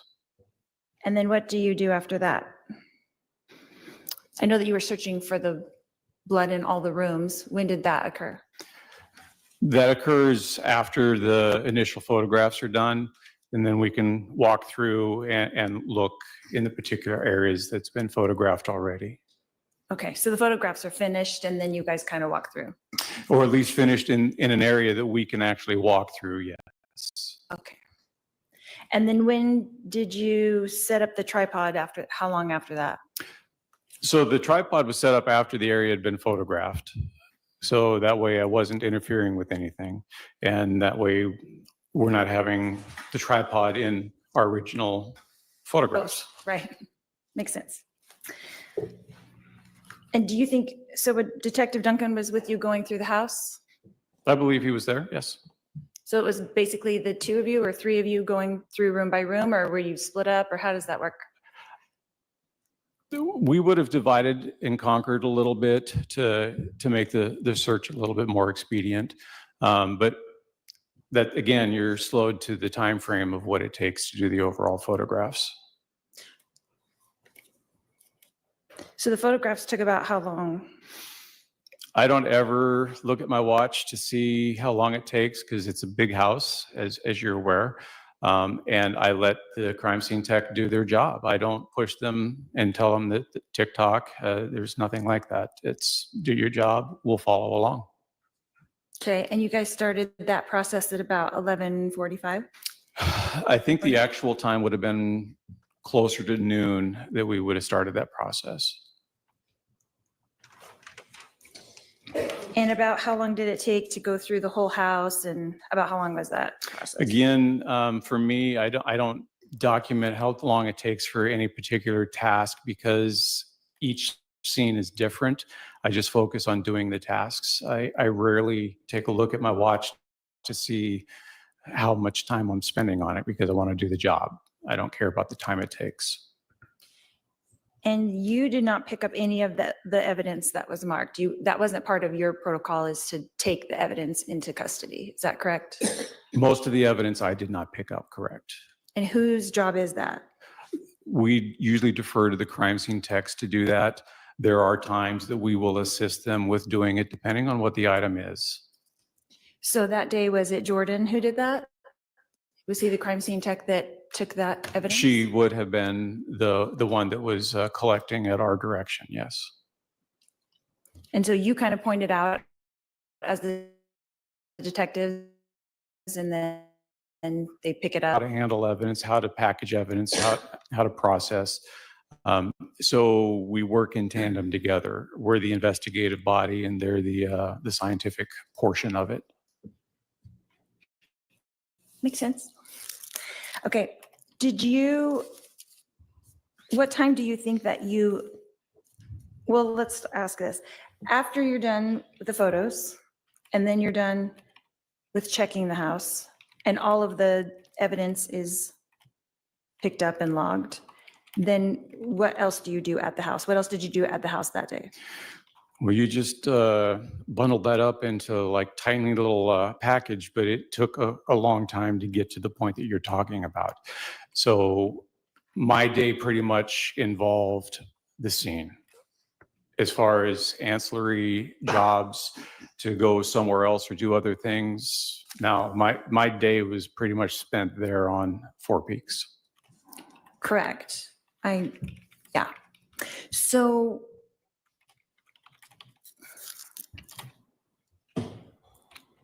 when did you leave the residence then? We secured from the house sometime between 4 and 4:30 p.m.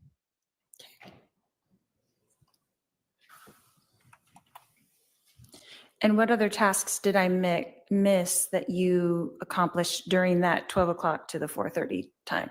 I just don't know what you were doing in there. I'm just wondering. Well, we identify the proper or the evidence items. We're looking for other evidence items. I am still doing the diagram, so measurements need to be done. We have to wait for the medical examiner to arrive because we can't do anything with the body until they show up. And then once they show up, we pretty much stop with the other projects until we can focus on the body and get the body out of there, because there aren't very many investigators for the medical examiner in the county. So we don't want to tie them up longer than we have to. And then we'll resume searching or identifying information, evidence, collecting it, and working our way to a conclusion where we can leave the scene. Okay.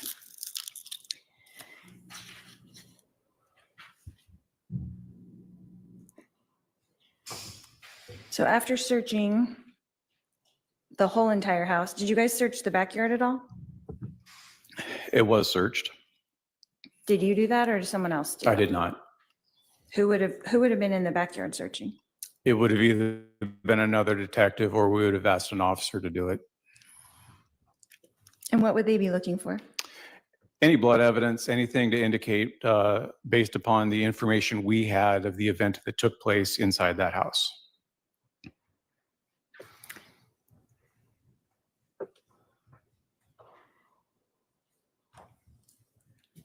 So when you made your assessment, you were able to leave after that assessment was made, that everything was accomplished? Oh, what assessment are you talking about? That all the evidence was gathered and collected? That I was satisfied that we had collected what we needed to collect? Correct. Yes. Yes. Okay, thank you. If we could just have Ms. Vallow move her reports away from the downloads showing. Oh, is it showing? Oh. I'm sorry. Yeah, that's, actually, let's just turn that off until we need it. Thank you.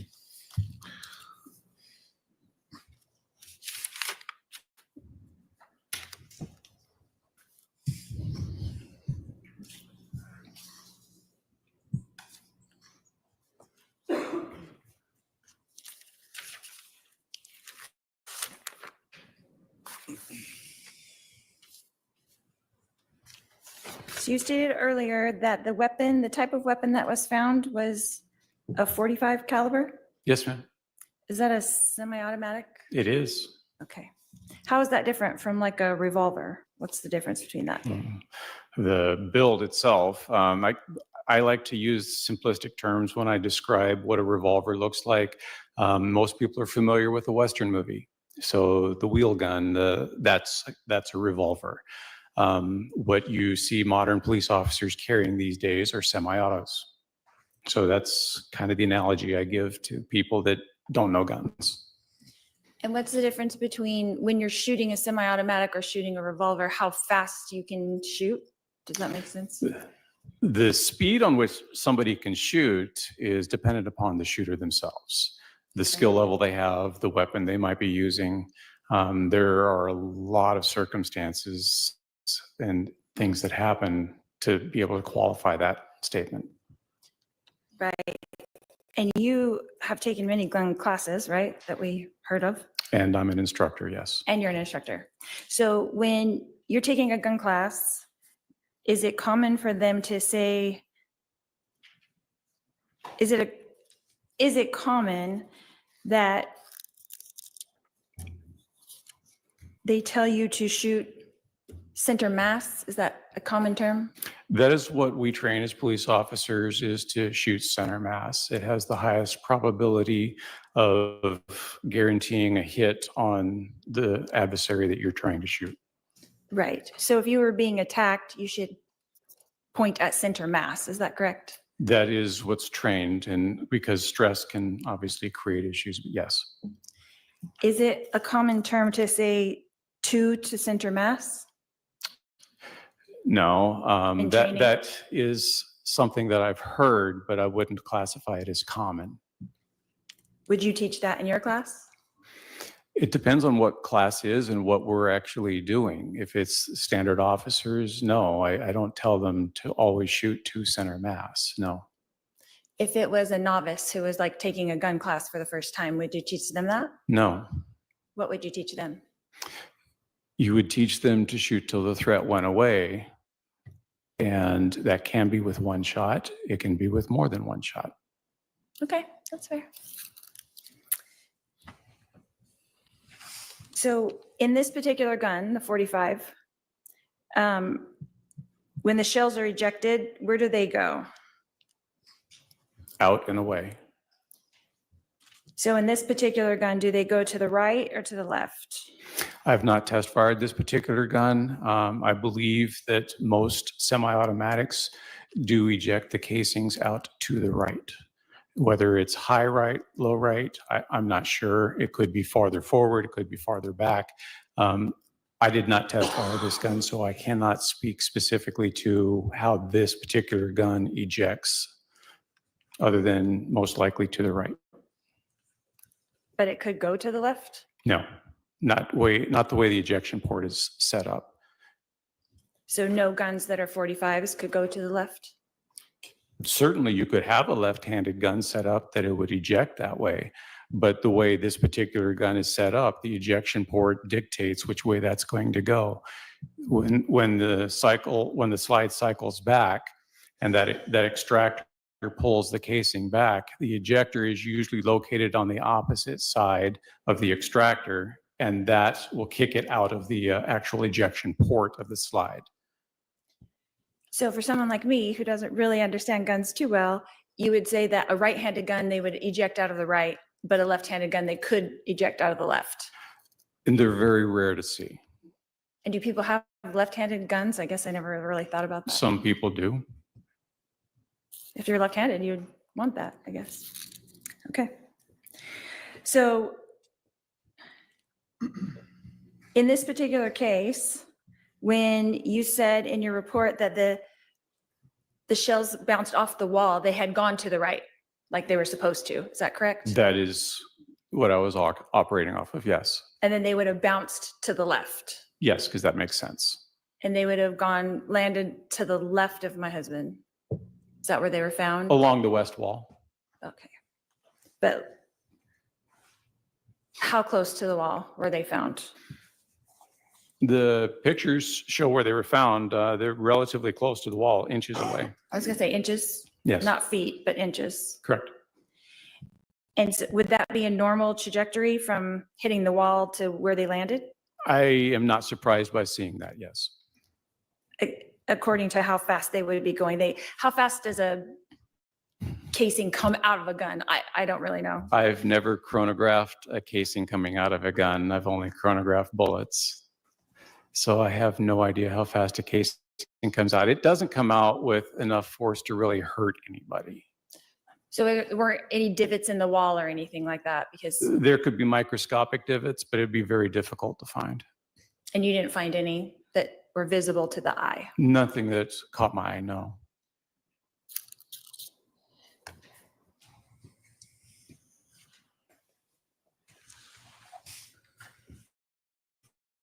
So were you there at the time when Alex did the walkthrough? Yes, ma'am. And so you were there. Did he describe where he was standing? Sustained, Did he show you physically where he was standing? sustained. Was there a wall right next to where he was standing? Sustained.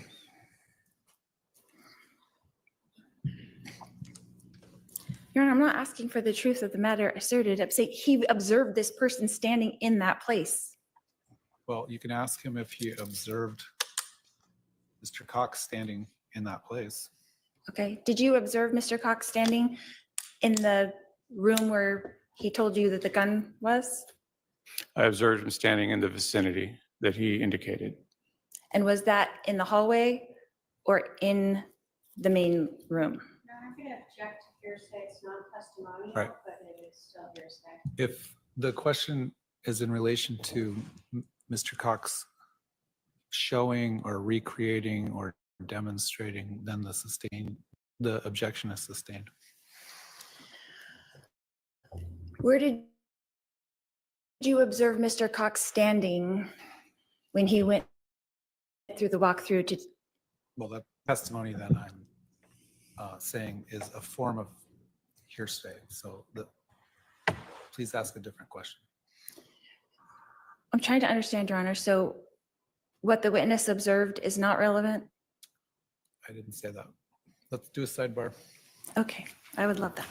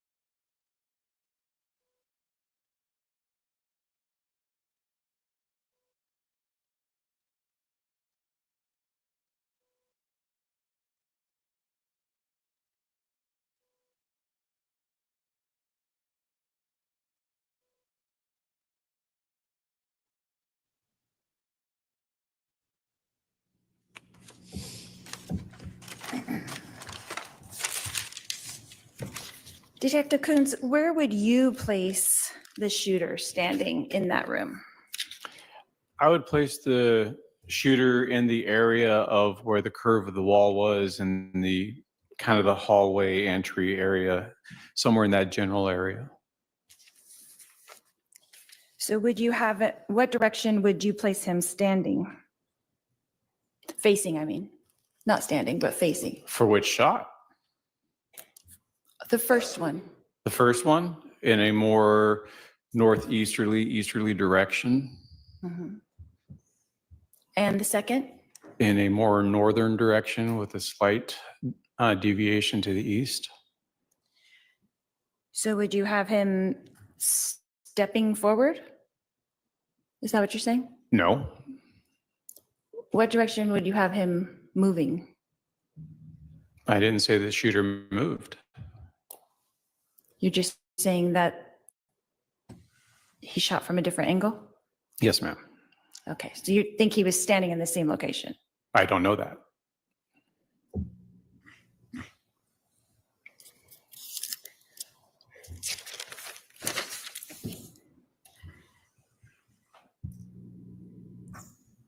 So according to where you put him standing with the first shot,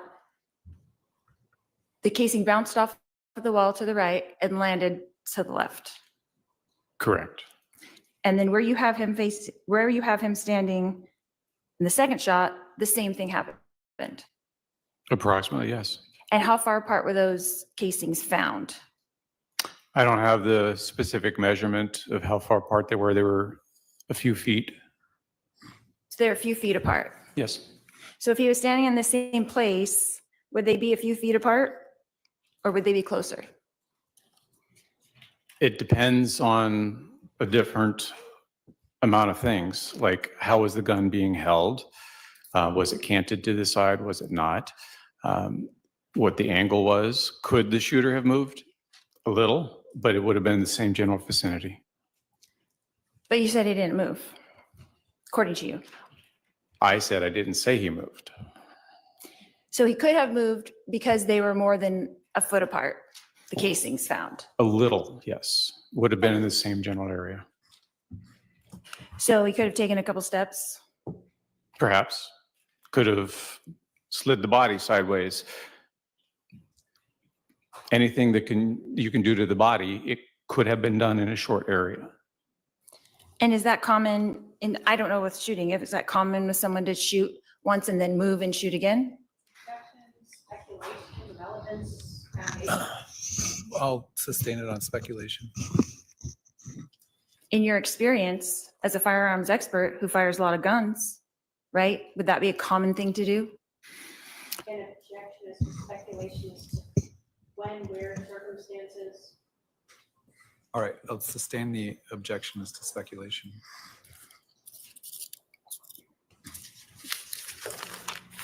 Let's talk about stippling. The first shot, according to you, had stippling. Is that correct? No, It did not have any stippling. none was observed. And the second shot, None was observed. no stippling was observed. Correct? Is that what's in the ME's report? I believe so. That there was no stippling?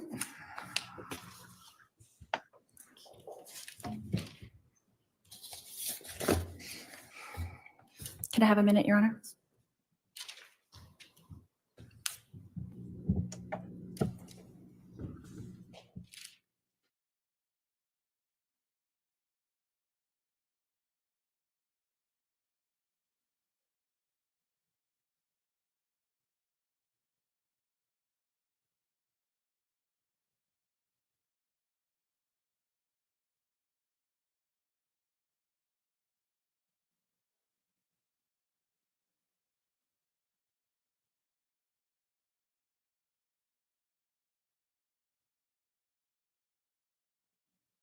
When you were observing the autopsy, the ME didn't say anything about stippling? I don't recall any mention about stippling. And you didn't have a discussion with him about it? We would have if he'd observed any. And so if he said that to someone else, you would be surprised? I don't know what he had in his notes. I didn't author his report. Can you describe stippling for us? What that is? Sure. It's basically a combination of particles that come out from behind or follow the projectile as it exits the barrel.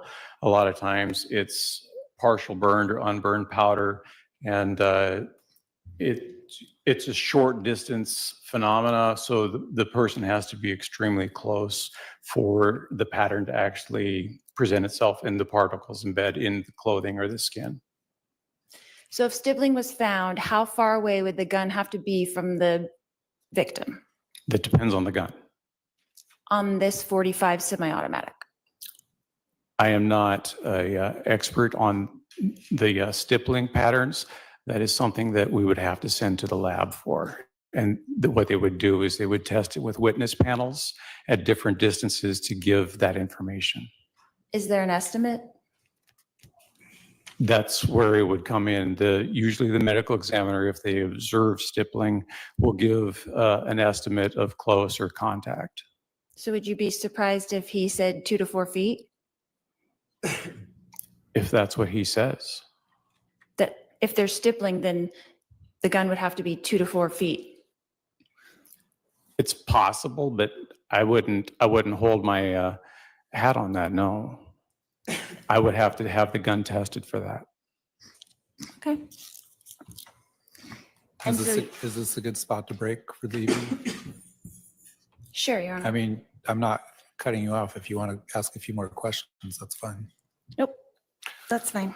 All right, we'll take our evening recess. Members of the jury, please remember the admonition. I'll remind you to specifically avoid any outside information, any information about this case outside this courtroom.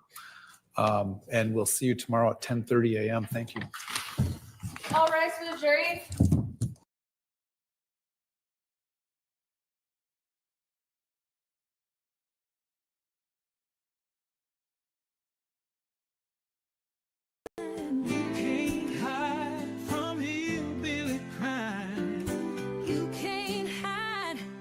Hillbilly crime.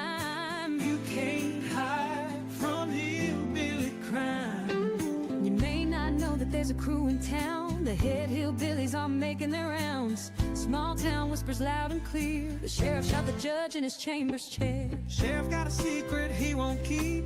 Judge shot dead in his disbelief. A lot of people have some stories to tell. Dark pass away, get the sound of a shotgun shell. All the secrets spill on down. Voices loud in this old town.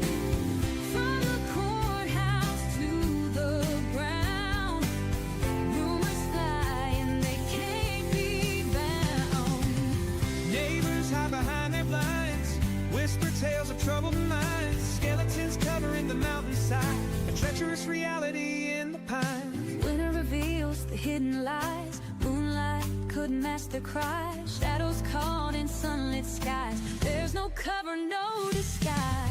On